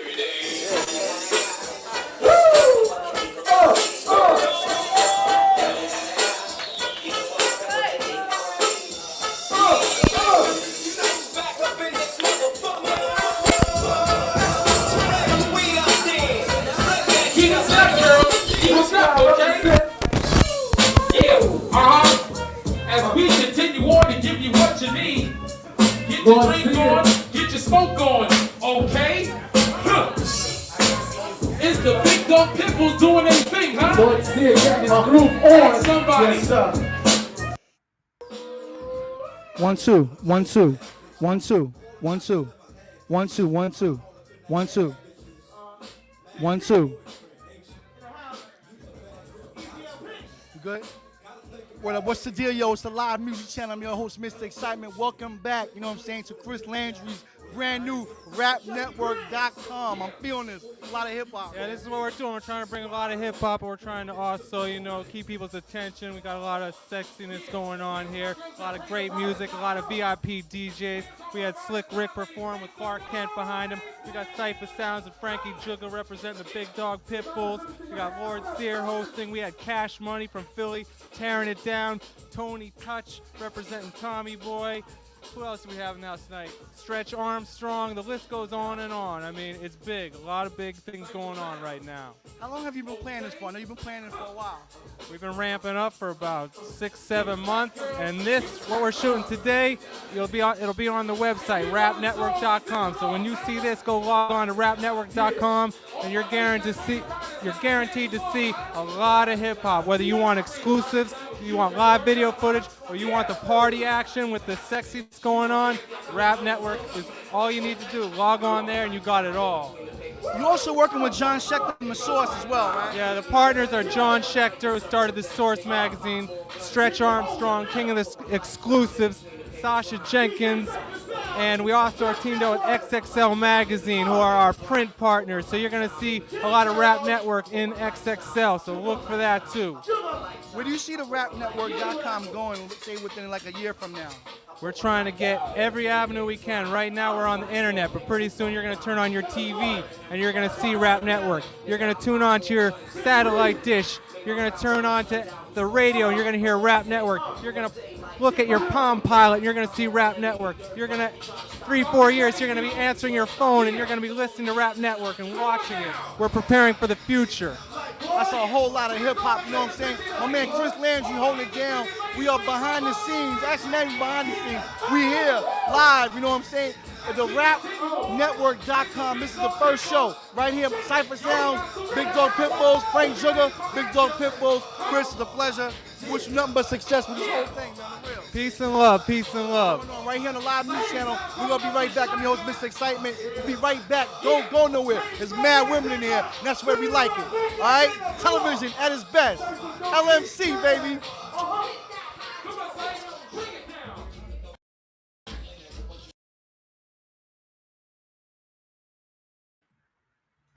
Well, as y'all can see, Rap Network didn't work. But they had a great idea, right?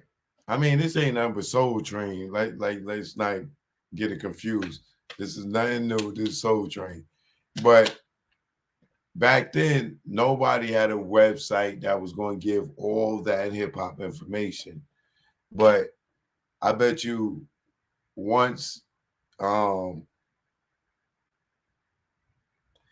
their idea got flushed out, royalties, publishing, clearances with the music and the performances, all that played a part in it. But, you know, as you can see, we change, some of us, we change with the times. If you don't change with the times, you're going to get lost. You're not going to stick around. You know what I'm saying? And a lot of us, have weathered the storm. But, you know, that's just something else that, you know, LMC was my show, my personal show. Mr. Excitement was my host, you know, but, you know, of course I was producing and directing my own show, EP, and, you know, owner and everything. But it's, you know, that was the show that I had that was on Fox and the WB networks in New York, LA, Detroit, San Francisco, Boston, and Chicago. So I've been having my own TV show since then, like 96, 95. You know what I'm saying?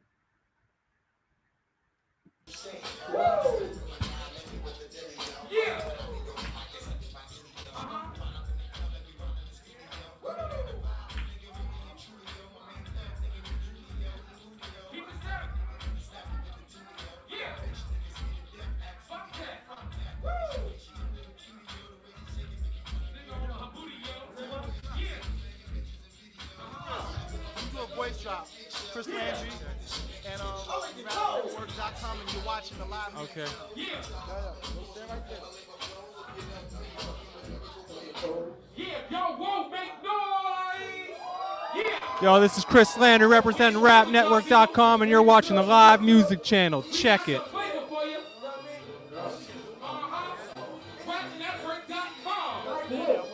Yeah, Stretch Marks Daily. You want me to do it again? Frank Sugar, Big Dog Pimples, baby. Yeah. Hey, yo, this is Chris Landry representing the rapnetwork.com. You're watching the live music channel. Peep it, yo.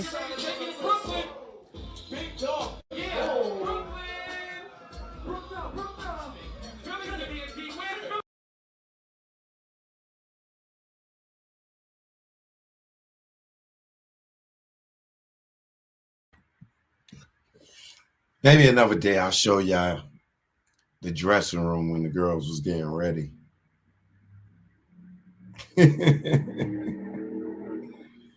Yeah, but let's get back into some more current events, all right? Choke No Joke, you know what it is. Shout out to Mr. Excitement. Shout out to Chris Landry. You know what it is. Like I keep telling y'all look at these guys and they know me. They know me. They put a lot of them on TV. They might not remember until they see, oh, that was you, Choke. You know it was me. No, damn well it was me. No, it was me. Y'all over here looking at people's phones and stuff. Not the Palm Pilot. We used to think we were so fly because we had one. Oh, y'all looking at the old school stuff. I ain't even pay no attention to that.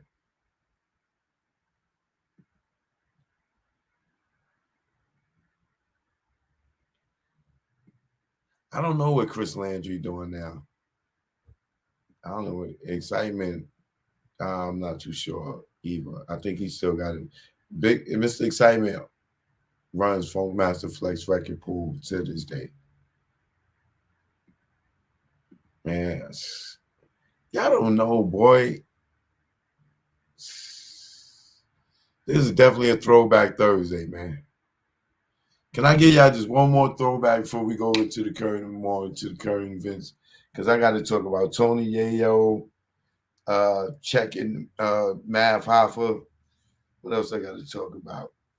Coolio, rest in peace. The arrest made in PNB Rock murder. I got to really pull Tony Yayo coat, man. You got to be careful, man. The hurricane, Fort Myers.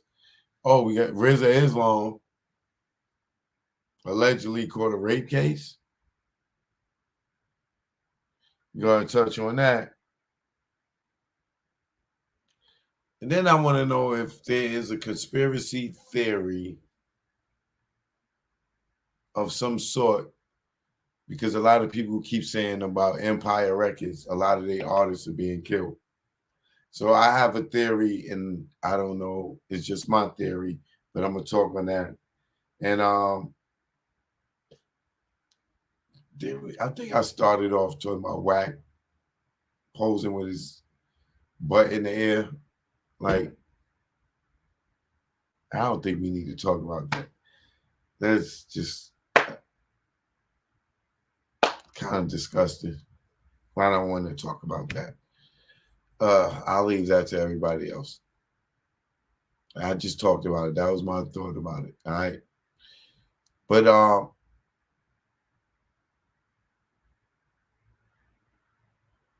the first person that could put this artist name in the chat,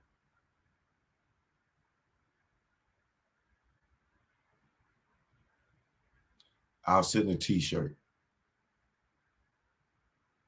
No, better yet, since we on Throwback Thursday, I'll send you one of my documentaries free. I'll let you pick between the Hip Hop Nucleus and I Am Choke No Joke. Okay? Or the Tunnel 3. I'll let you pick. The first person to get this person's name, you gotta be the first person, the very first person to pick this person's name. Say this, type this person's name, and it has to be the proper spelling. I don't care if you said, no, I said the first initial. Oh, I didn't know it. No. Their name, they full stage name. And if it's spelled wrong, you don't win. All right?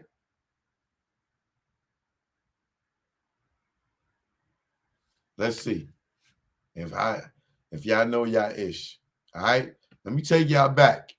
I'm gonna tell y'all the event afterwards. But fellas, you think Essence had black women? Y'all women that like the women, you think that Essence had black women? Let me show you what New York was doing way before Essence, okay? And Essence might have jacked this from New York. Look at these black women at this event in New York. Now, y'all got to tell me who this person is, all right? First person that get to pick one of the 3 documentaries. All right, here we go. Got to spell the name. Got to spell the name right. All right.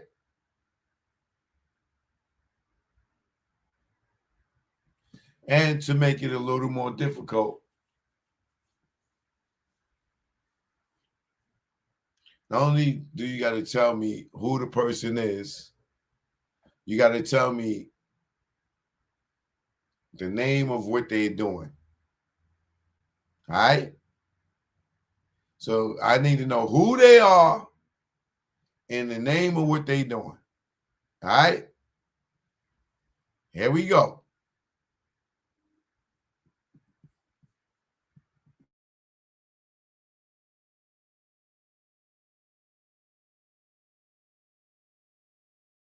WBLS, how about it for Raymond Anthony and the lovely Champagne?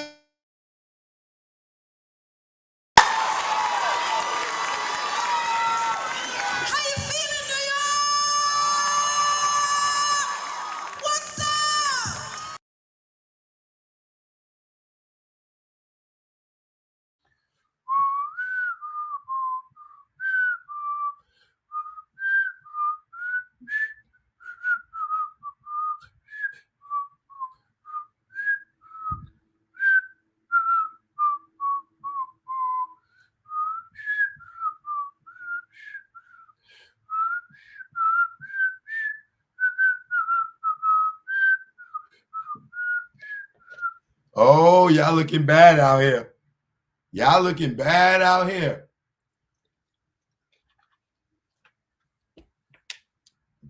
Beats me. I might be too young, Joe. You got me on Sean Kilpatrick. Vintage, you ain't too vintage. Talking about it beats me. How vintage could you be? You don't know nothing about being vintage. That's vintage right there, goddammit. We have a winner. We have a winner. Nope, we got half a winner. We got half a winner. Right now, the Eastender is in the lead. No, you spelled the name wrong. You out. Bang. No nonsense. You almost spelled the name right. You spelled the name wrong. Bang.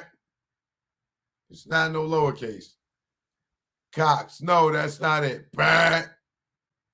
Deborah Cox. It's not a lowercase C. Bang. Y'all better learn y'all punctuation. Evelyn Champagne King. Bang. Deborah Cox with a lowercase C. Sorry. Bang. 2 throwbacks. Oh, I got plenty more to go. Sorry. What school y'all went to, man? I'm sorry, what school did y'all go to? The goddess, duh. They don't know they punctuation. Goddess. The Eastern does, sorry. Don't laugh. You could have won.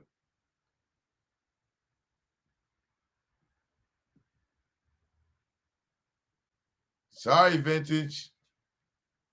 You don't know nothing about fine wine, Vintage. I don't know where you get your name from.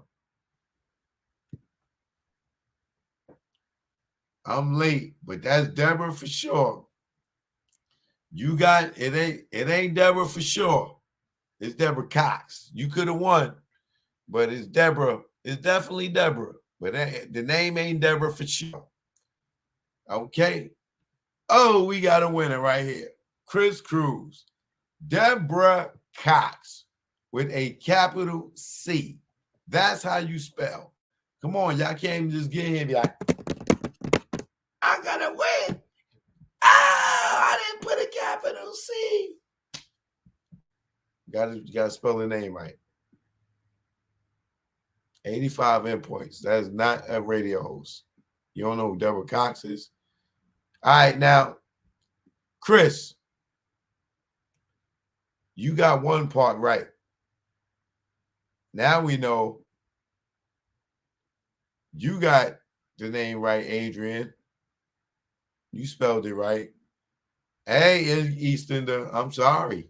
The rules are the rules. I'm sorry. Damn right, VHS days. This is definitely VHS days. Okay?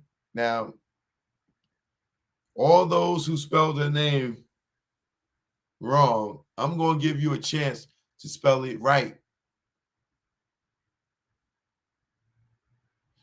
When you tell me the name of this first song, now you got to have a name in the first song. If you get the name in the first song right, you the winner. Chris, you got the name, but you got to know the song. Okay? Here we go.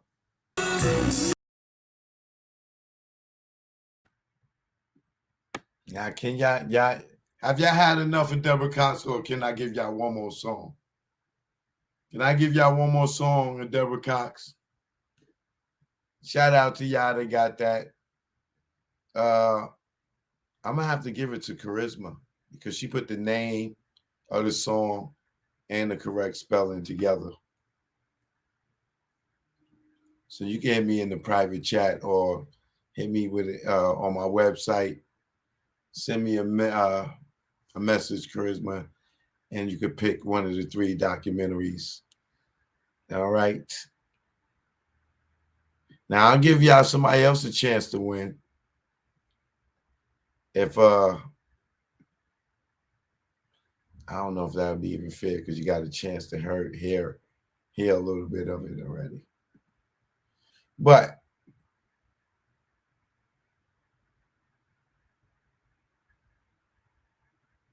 he said, hey, the rules are the rules.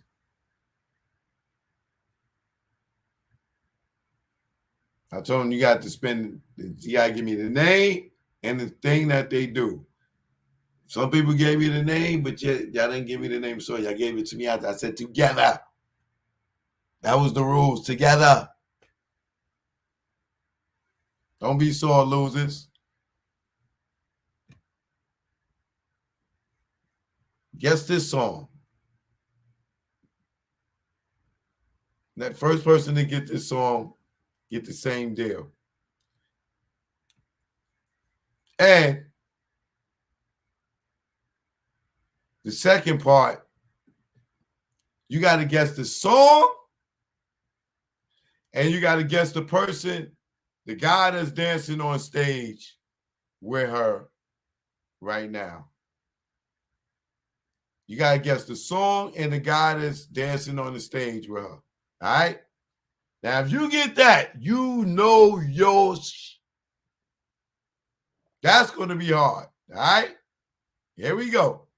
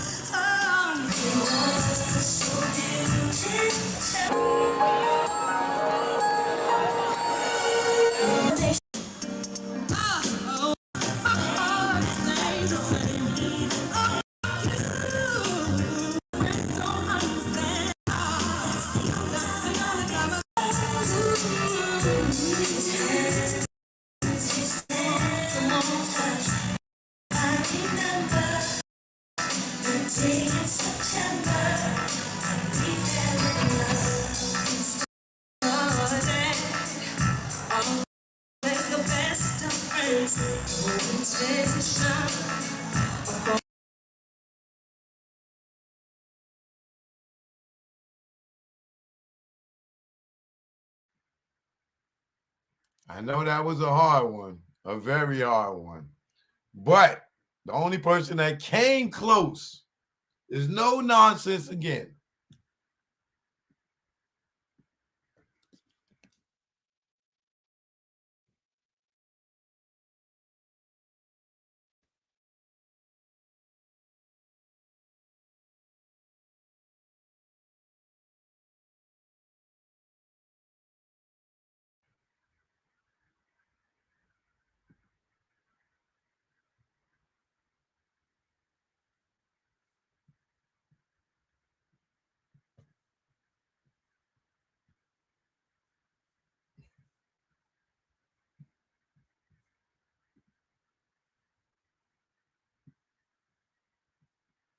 For y'all that have been watching the BET show,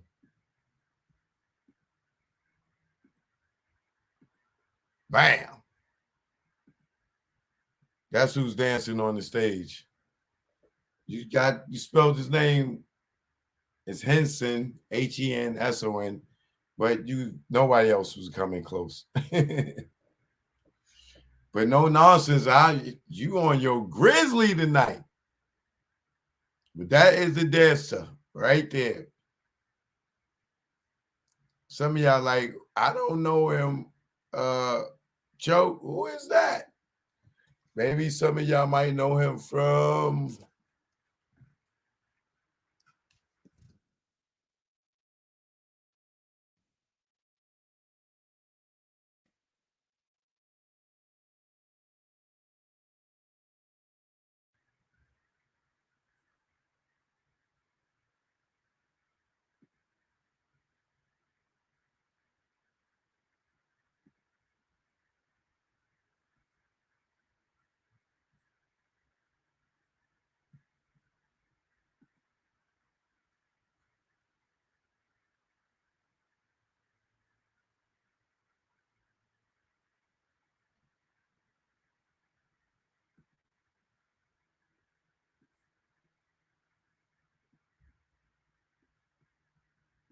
this is a funny ass picture.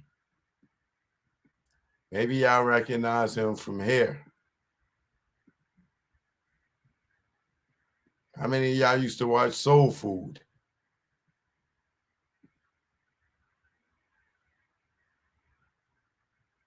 You remember Lim?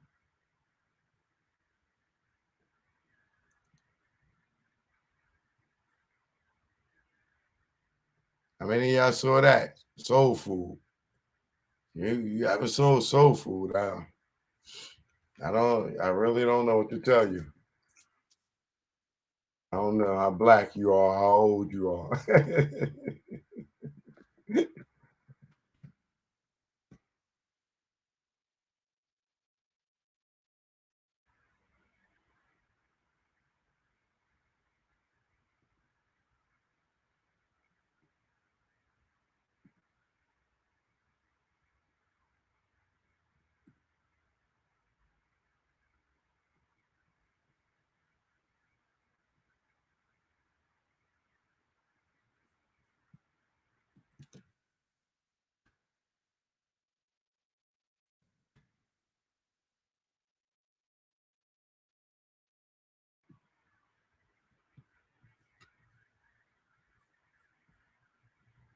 Maybe I recognize him from here.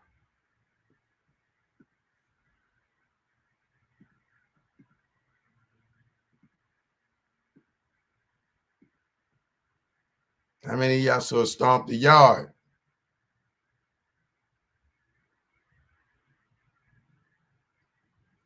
Y'all remember that? Stomp the Yard? With Neo. What's this dude name? Columbus Short.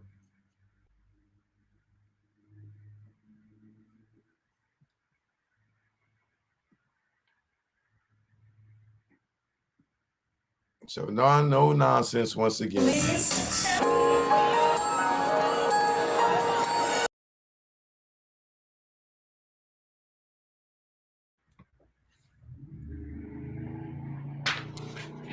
Man, I could give y'all 24-hour, 24/7 programming for a year straight with all the goddamn footage I got.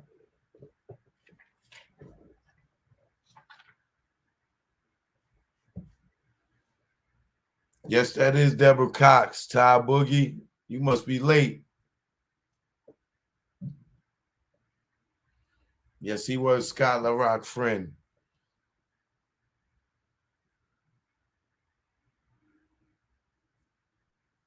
I like that y'all know y'all little history. Y'all know some history out here. I like that. I like that. Okay, now let's move on.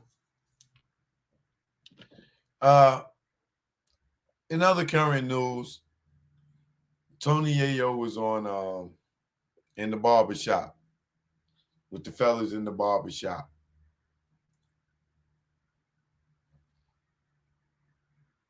And, you know, the thing that I don't like about the barbershop is a lot of times they be knowing the answers to stuff and will ask a weak question that we all know the answers to, which makes it like redundant and boring just because you want to ask the same thing on your show that everybody else already knows. The story, the history, like I said, like niggas is still interviewing niggas about Biggie and Tupac. Like niggas is really sitting around still interviewing people about Biggie and Tupac. Like these dudes, you got dudes interviewing people about Biggie and Tupac that wasn't even alive when Biggie and Tupac was alive.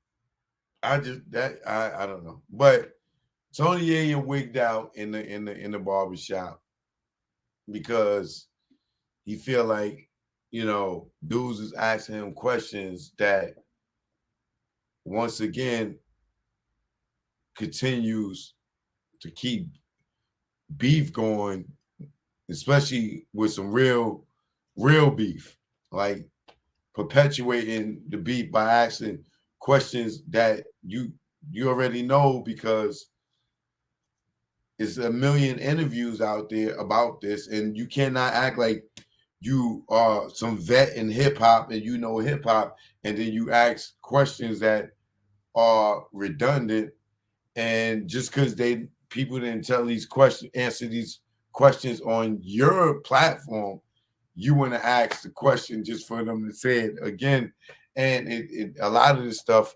sparks drama. You know what I'm saying?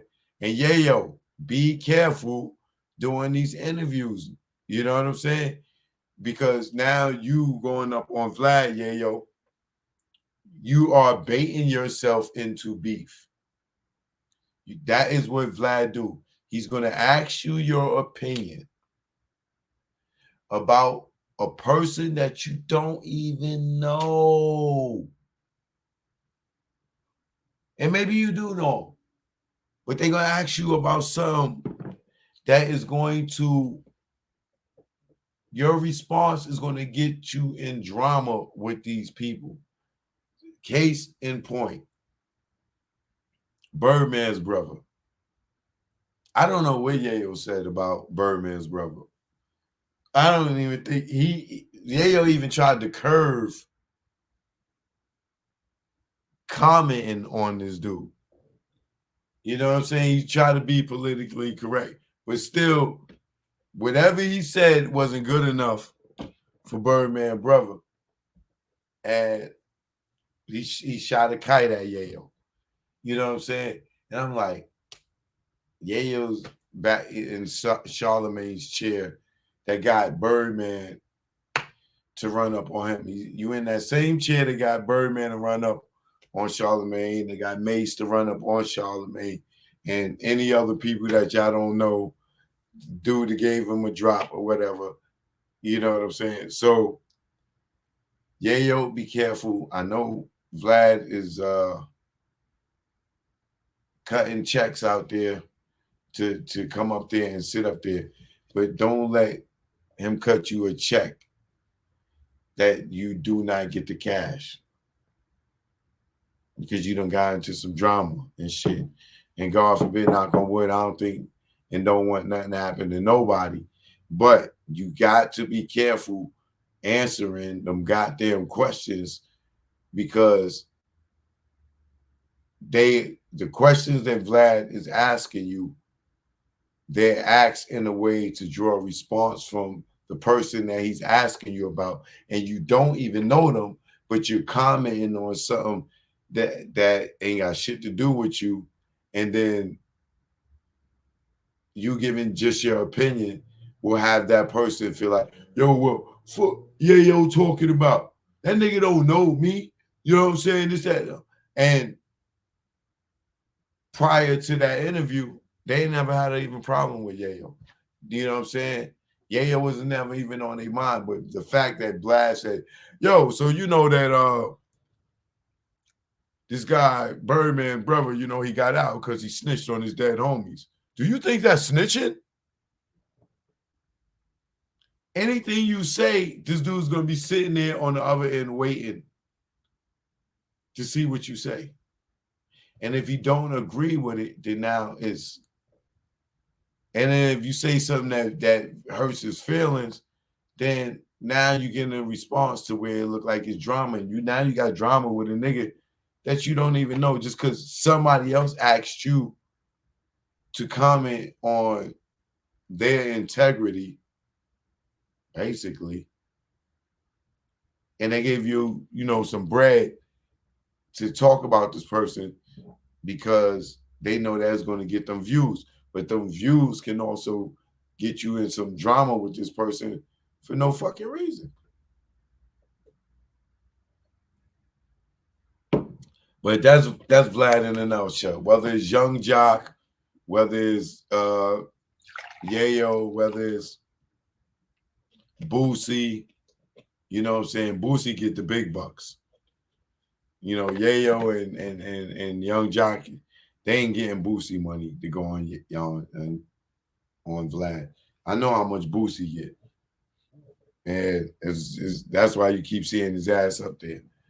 And a lot of them don't care about the Farrakhan shit. He didn't apologize. They don't care. They just take the check.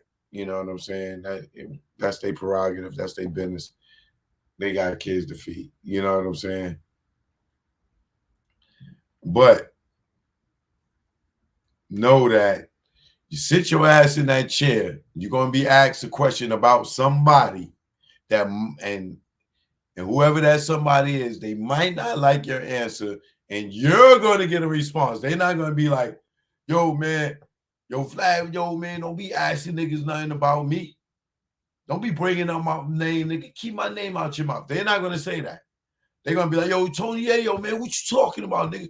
You don't know who was there. You wasn't there. Nigga, he asked me a question.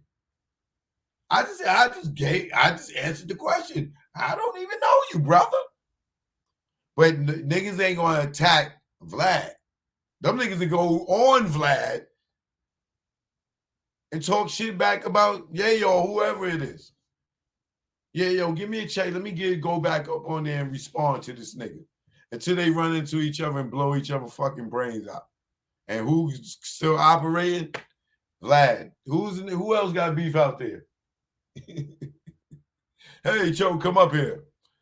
So, Cho, how you feel about Tory Lanez allegedly beating up August Alsina? Did you see his mouth choke? Yeah, man. Yeah, I saw it, Vlad, man. Man, yo, Vlad, that nigga Tory Lanez, man. I don't know. That's a little nigga. How you punch him in the mouth, Vlad? They had milk crates out there. That nigga stood on the milk crate, or did he do like a flying punch? Like ran and jumped in the air like he was going to dunk it and punched him in his lip? Like how he did that, Vlad? You know what I'm saying? Yeah, man, yo, you know them pretty R&B niggas, man. They don't know how to fight, Vlad. Boom. 24 hours later. Hey, yo, man. Tory Lanez on his live. Yo, man, that nigga choke no joke, man. That nigga better keep my name out of his mouth, man. Fuck you mean, man? I'm a short nigga. I can't even reach this nigga, punch him in the mouth. Now I gotta have a crate. Nigga, yeah, I choke no joke. All right. Yeah, I'm gonna carry that crate around when I see you, nigga. You know what I'm saying? I ain't gonna need a crate. When I see you, I'm gonna get on my bodyguard's shoulders and put you in your mouth, choke. You know what I mean? Talking about I need a crate to punch a nigga in the mouth, nigga. Nah, nigga, I know how to sweep a nigga and make him fall. You know what I'm saying? And get on top of him, punch him. You know what I'm saying? Don't be talking about me like I'm tattooed from Fantasy Island, choke. You know what I'm saying? It ain't gonna be, yo, Vlad, man, why you ask that nigga choke about me? Nobody ever says that to Vlad. None of the people sit in the chair say, yo, I don't know that nigga. Well, why you asking me about him? And nobody says that. What that got to do with me? Why you asking me about Lil Boosie? I ain't like Lil Boosie and Lil Nas X. What that got to do with my project? I'm up here to talk about my project. I'm here to talk about me. Wait, I don't understand. Why are you asking me if these dudes kiss, do that make them straight? Or are they gay? Or are they acting? Or are they straight? Like, why are you asking me that? Why don't you ask them that? Niggas just sit there looking at him on the computer, ask him the questions. So, man, Birdman brother, man, he snitched on some niggas. You think he's a snitch? You just said he snitched on some niggas. What do you mean? Vlad be like, so Birdman brother, yeah, you heard about him? Yeah, he just came home. He snitched on his dead homies. You think he a snitch? You just said he's a snitch. He snitched on his dead homies.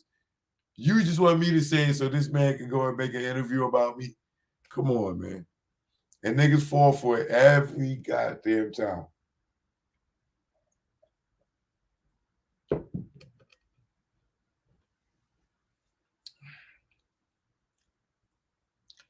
He caught Teddy Riley with it. Got Soulja Boy going crazy right now on the internet. You know what I'm saying? Like, yo, stop asking niggas about me. That's the response you supposed to have, like Soulja Boy got right now. Yo, why you keep asking niggas about me? Why you ask Teddy Riley about me? You know what I'm saying? Here go Vlad. So, Teddy Riley, you know, Soulja Boy, you know, he was dating your daughter, right? You know, he done slapped her up and, you know, spit in the face and allegedly. I'm paraphrasing. I'm joking. You know, Soulja Boy, you know, he was dating your daughter, you know. You see, you know, yeah, man, you know, he spat in the face. He kicked her in the groins. Yeah, man, he put a pistol in her face. Yeah, man, you know, you know, I seen that, you know, you and him had, you know, some problems at one point, but he did apologize to you. Do you think he should apologize to your daughter for knocking her upside her head and calling her all out her name and embarrassing her? And none of this shit got nothing to do with Teddy Riley. His daughter is in her goddamn 40s, goddamn near, probably by now. 30-something, 40-something years old. Why are you asking this man, do he think that he needs to apologize to Teddy Riley? I mean, Soulja Boy should apologize to her. Like, he doesn't apologize to Teddy Riley. Like, why would you bring that up on an interview? Ask him, like, you could have asked him that shit after the interview. What do that got to do with Teddy Riley? Do he think that he owe her an apology? All that's going to do is make Teddy Riley, yeah, man, yeah. Like, you just embarrassed him. You just embarrassed Teddy Riley to the audience, making him look like a punk-ass father by saying this nigga did all this shit to your daughter. Do you think he owe her an apology? Like, you should have been like, do you think Do you think you owe him an ass whipping if you was going to say all that shit? Yeah, man, you know, I'm joking. Yeah, man, he spit in the face, kicked her in the ass, he shoved it, he cut her throat. Like he's saying this in the interview to the public that Soulja Boy did all this stuff to his daughter, to this man, to his daughter, and the viewers is like, damn, and Teddy Riley sitting there like, yeah, me and him had our thing, he apologized to me or whatever. Yeah, I think he should apologize to her, this, that, and that. Like, why y'all even talking about that? And then now, what Vlad wanted to happen, because he know how Soulja Boy jumps off the cliff, allegedly, Vlad wanted to happen. He knows Soulja Boy jump off. Soulja Boy is going to go and disrespect Teddy Riley. He's hoping. And then you see Soulja Boy disrespect Teddy Riley, and then you go watch the Vlad interview to see what Teddy Riley said.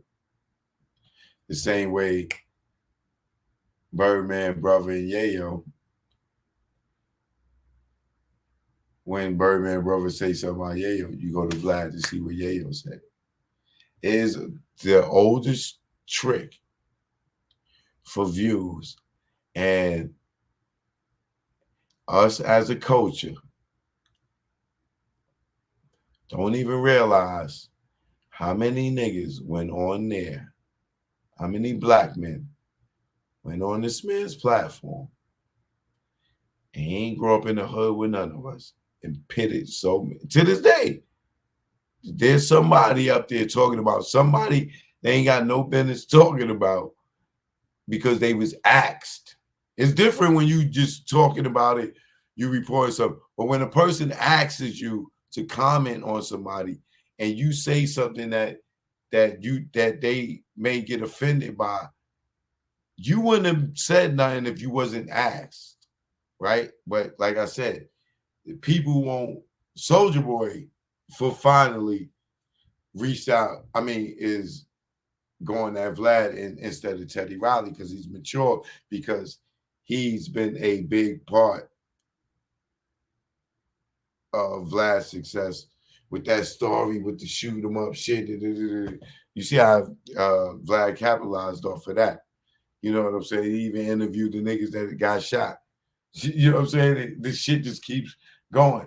But y'all don't see, people may take me as, what I'm saying right now is I'm hating. I'm not hating when niggas is dying.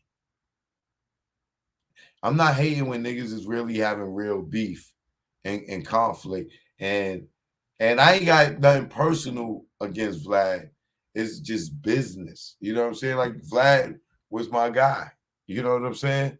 I'm not gonna say he's not my guy. I just don't support the movement that he got. But I don't have no personal beef with him.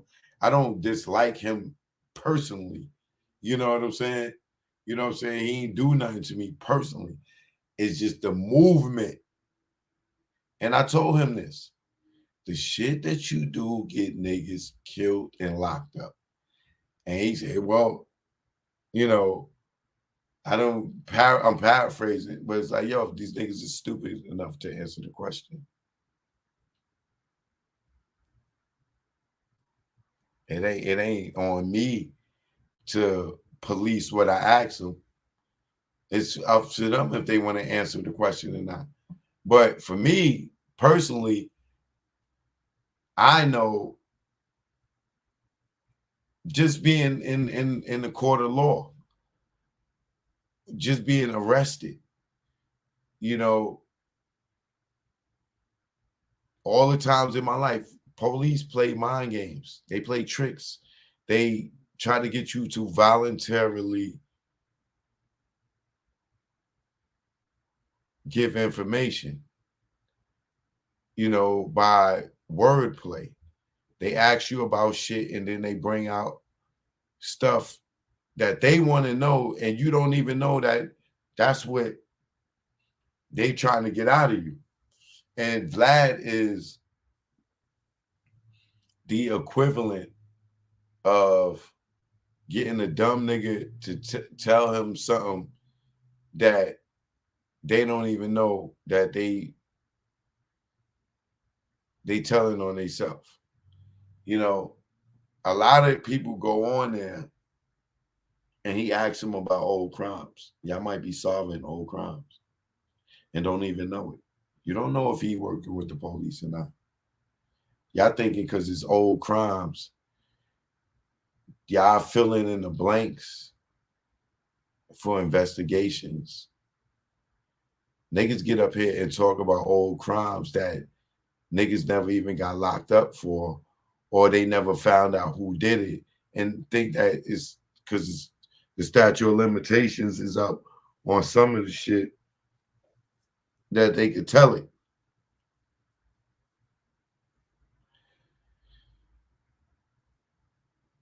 And you be up there involuntarily giving statements. Nigga asks you some questions and you will involuntarily give statements. And those statements end up in court. We seen it with ARAB and all these other people. You know what I'm saying? And then you don't know where the questions that get asked that don't get aired, you don't know who see those.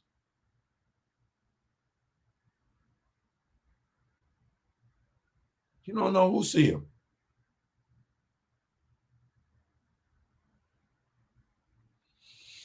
So be mindful of the things that you say when you go there. If you go up there to sell a movie or music, make sure you do that. But a lot of y'all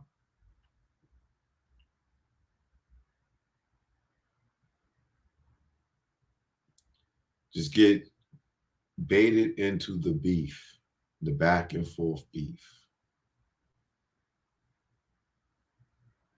Nigga say something about you, you calling up there to go up there to say something back about them.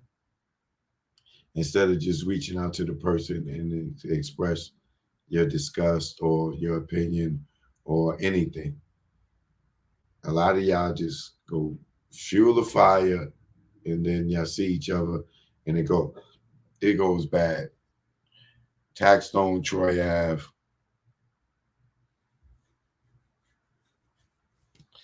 I'm not gonna preach no more about that. I'm not. You know what I'm saying? I'm just saying, please be careful when speaking on people that you don't offend them, because niggas ain't gonna call him. They're gonna have a problem with you. All right. Shout out to everybody in Fort Myers. Let's, say a prayer for these people tonight. When you say your grace for your dinner, or when you say your prayers for you go to bed, people lost their lives. I got people in Fort Myers. I haven't reached out yet. I hope that they're doing well. Shout out to my man Fred. All right. Excuse me. My man said. Shout out to my man said in Fort Myers. I hope you're all right down there. All y'all out there on the west side of Florida. If y'all didn't know, that hurricane is coming up north.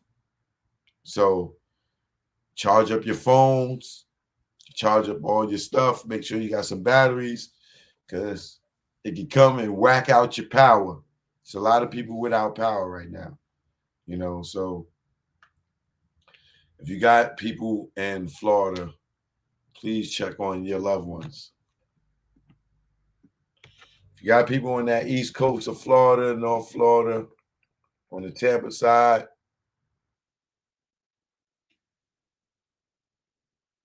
please reach out to your people.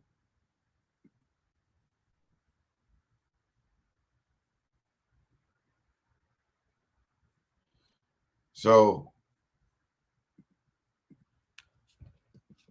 I have to be the bearer of some bad news right now.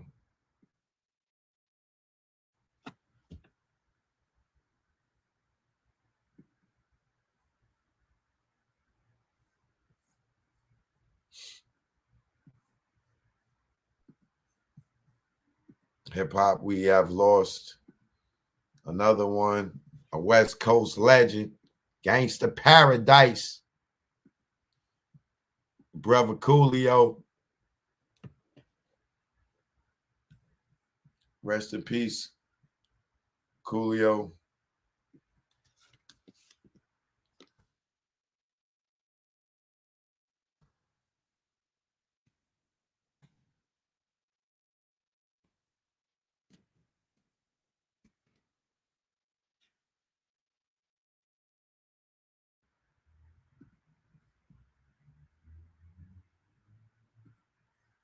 Slide, slide, slippily slide.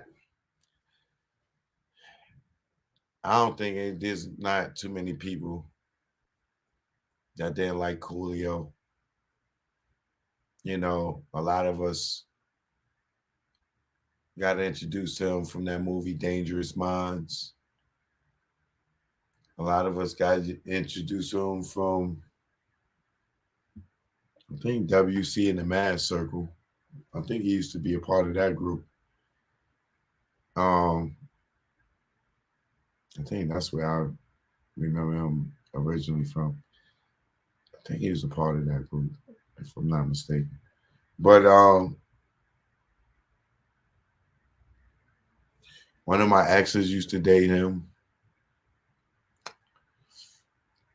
Coolio, Coolio, Coolio.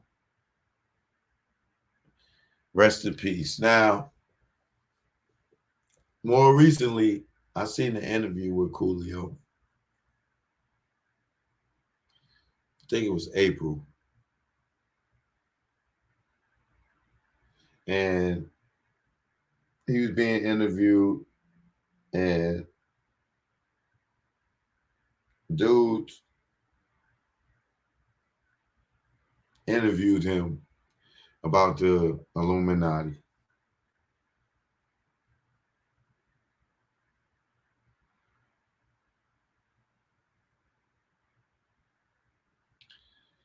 Coolio said a lot of things, and he said a lot of things more than the average person would say.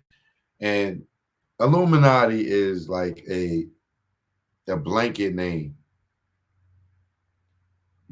to secret societies to me. That's how I just define the Illuminati. Illuminati is all secret societies to me. So whatever the industry one is, that's not the Illuminati. That's just a chapter to me, a branch, some shit under the umbrella. You know what I'm saying? I equate Skull and Bones to Illuminati. I ain't like any secret society to me that y'all got secrets, AKAs, Deltas, Kappas, Q Dogs. I don't care. If y'all got your own little secrets, handshakes, codes, you was hazed into some shit, you was jumped into some shit, all that shit is the same thing to me. You know what I'm saying? But in the entertainment industry, a lot of us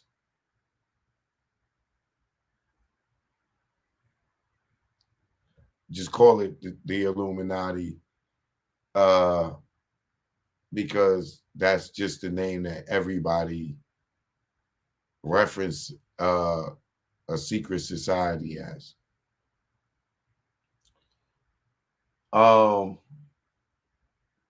Coolio said a lot, and I just watched this interview for the first time because one of my boys had hit me and was like, yo, Coolio died.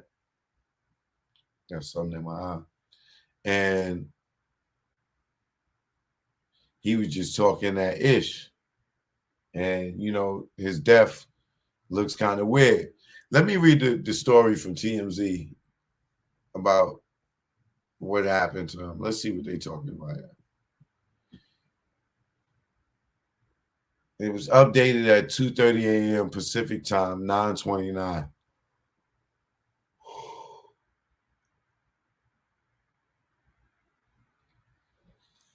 Talent manager, Coolio's talent manager, Sheila Finnegan or Finnegan, tells TMZ, "We are saddened by the loss of our dear friend and client Coolio, who has passed away Wednesday afternoon. He touched the world with the gift of his talent and will be missed profoundly. Please have Coolio's loved ones in your thoughts and prayers."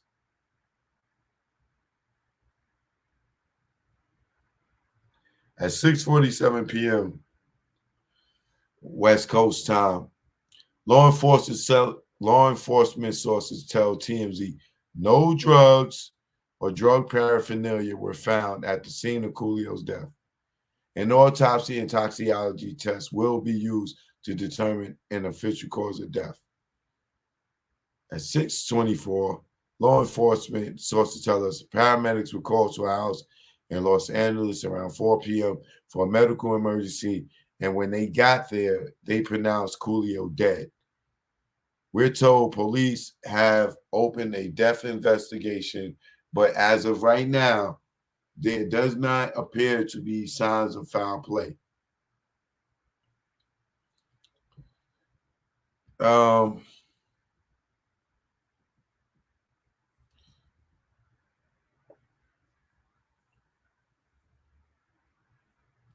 Coolio's longtime manager, Jarvis, says Coolio went to the bathroom at his friend's house.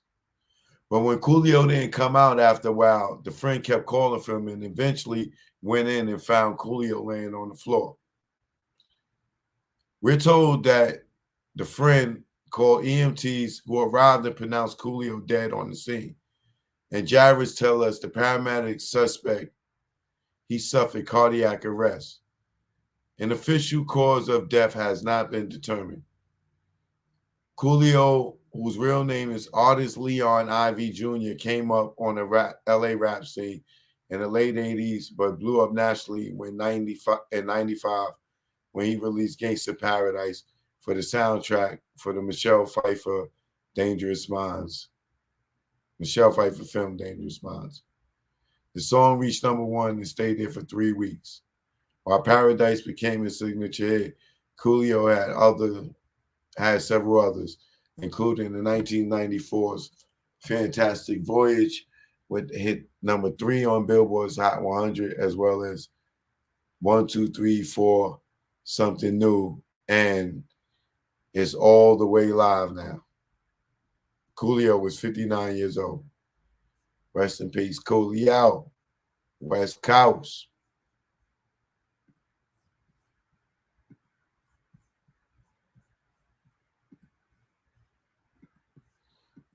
So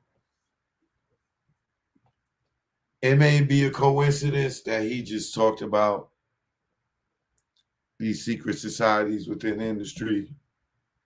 I don't know if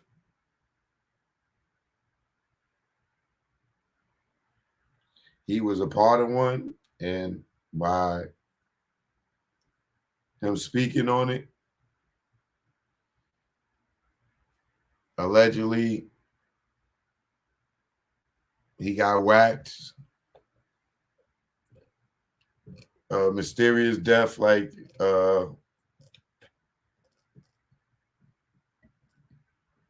what's the brother name? Pimp C. You know what I'm saying? Allegedly, you know,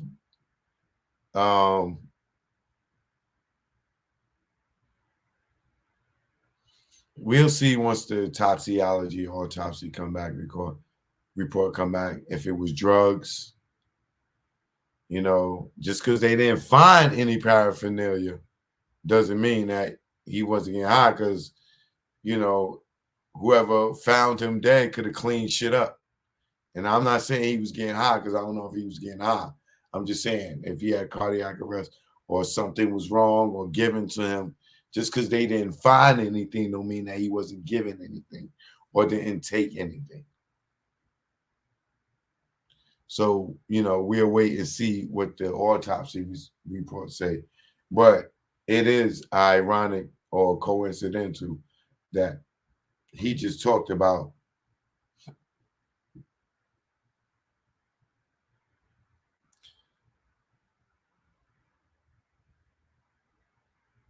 the evil empire, the dark side, in a way that most people wouldn't, because they would be scared. Now, if you're not a part of it, you're not breaking no oath. But if you take the oath and then speak out against it, that is when they say that allegedly something can happen to your ass.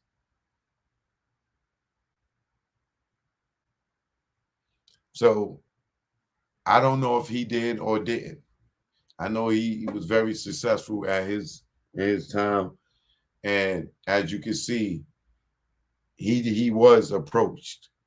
So if you watch this interview with him when he's talking about that, he lets you know it's real. He lets you know he's been approached. He lets you know that he was asked to do things that he said would be inhuman. He said they approached him with some gay shit.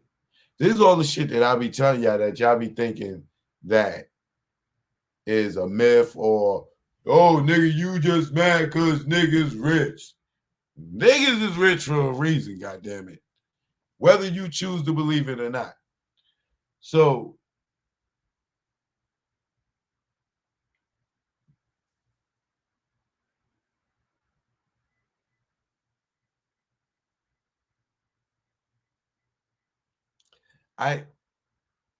he said a lot in that goddamn interview. And anybody that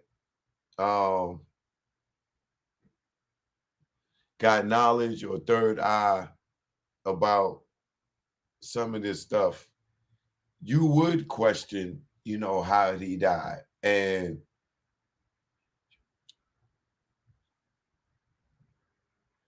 he died 5-6 months later after saying what he said. And he said a lot of real ish, and he had receipts that, things have been done. Like, so you got to do the research for yourself. You know what I'm saying? Because a lot of y'all, I'm to the point now where I'm not, certain things I'm not trying to explain or convince people of, because people want you to draw a map, and not only draw the map and give it to them, they want you to draw the map and lead them to the goddamn treasure. They want you to walk the treasure. They want you to draw the map and then show them how to read the map, and then walk with them, follow the map to the treasure. I'm not here to educate y'all to that capacity. I can tell you something, you could go and research it, and that's it. But I'm damn sure I'm not going over and beyond, over and below and beyond to the highest mountains to convince you that what I'm saying is real. I can tell you, and you can research it, and that's it. But I definitely ain't going to the point no more of trying to convince people of something that they can't fathom. I'm sorry. Some of y'all didn't believe fire was hot until you got burnt. Mother told you don't play with the stove. That fire will burn you. Y'all had to get burnt before y'all believed that fire was hot. Some of y'all mouths got burnt from pizza. They told you don't eat it, let it cool off.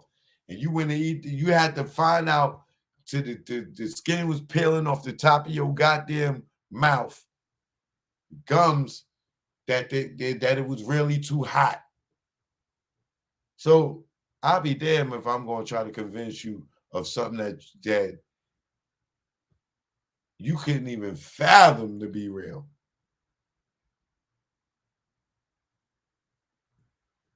So rest in peace, Coolio. We'll wait and see what the autopsy toxicology report say. And y'all be careful out there. Y'all be careful out there, man. Y'all be careful out there. Stay focused on you, not all this other shit. You know what I'm saying? Unless you like me and you report in the current news, this, that, other.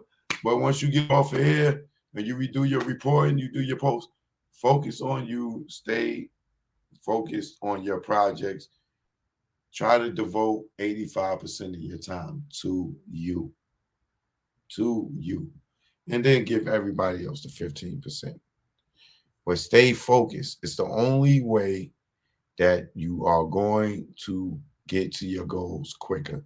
Don't let people pull you back, hold you back, all right?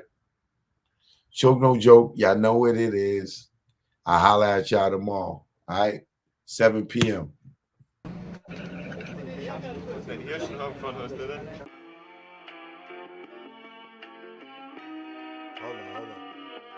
No autographs right now. I got something to handle right here. No disrespect. Beat on the drums. Choke, no joke on the mic. Life with success. Is this what it is? Let's go. Life with success. Is this what it is? Paparazzi running around flashing your kids, trying to catch them with a gun or a cig, hoping that they fall in some type of addiction. Baby mama hitting you with numbers like addiction. Shit so high, it feel like she pimping. It's alright, bitch. Yeah, I'm tripping, but it's better than the fucking max I'm spitting. You can have every time before you see this Jimmy again. If life was a movie, you'd be going in the wind. And this flow ain't conceptualized off gin and tonic. But how ironic, you foul once a nigga went and got it poppin'. I guess that's why you pushed up when I was Milano hopping. Out at high school, fresh with jewels, looking successful as I do. I made you a star in the hood, kept you in leathers and bamboo. Fresh footwear, girl, I kept you good. Every color to match, your butter sauce, moved you the edge comb. From the concourse, left mom house and better off. Now you write that shit all off. Like taxes, make me wanna remove your parts with chainsaw and axes. I need to roll up and get back to relaxing. You can win. You won any one of my documentaries you want. The Hip Hop Nucleus, I Am Choke No Joke, or one of the Tunnel joints. Hit me up, Choke No Joke Official, on Instagram or on my website, ChokeNoJokeProductions.com, to claim your prize, all right? Choke No Joke, you know what it is.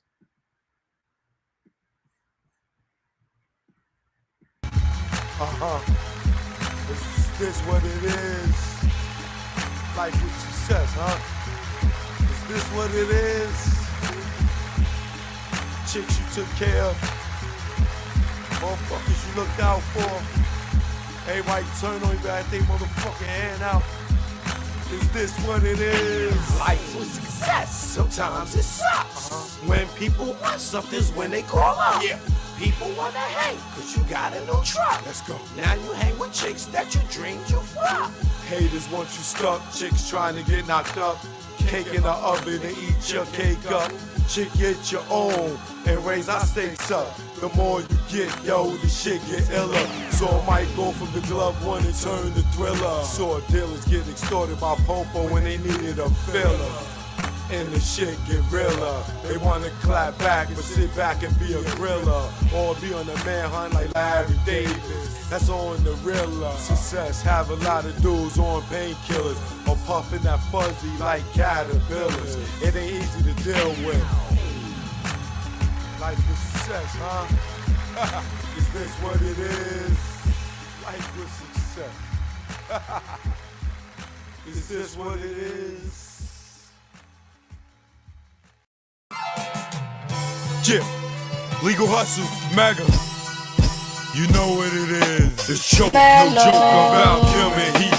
Left my boo and my dudes when I saw the heat. Was gone in 30 seconds, more like 23.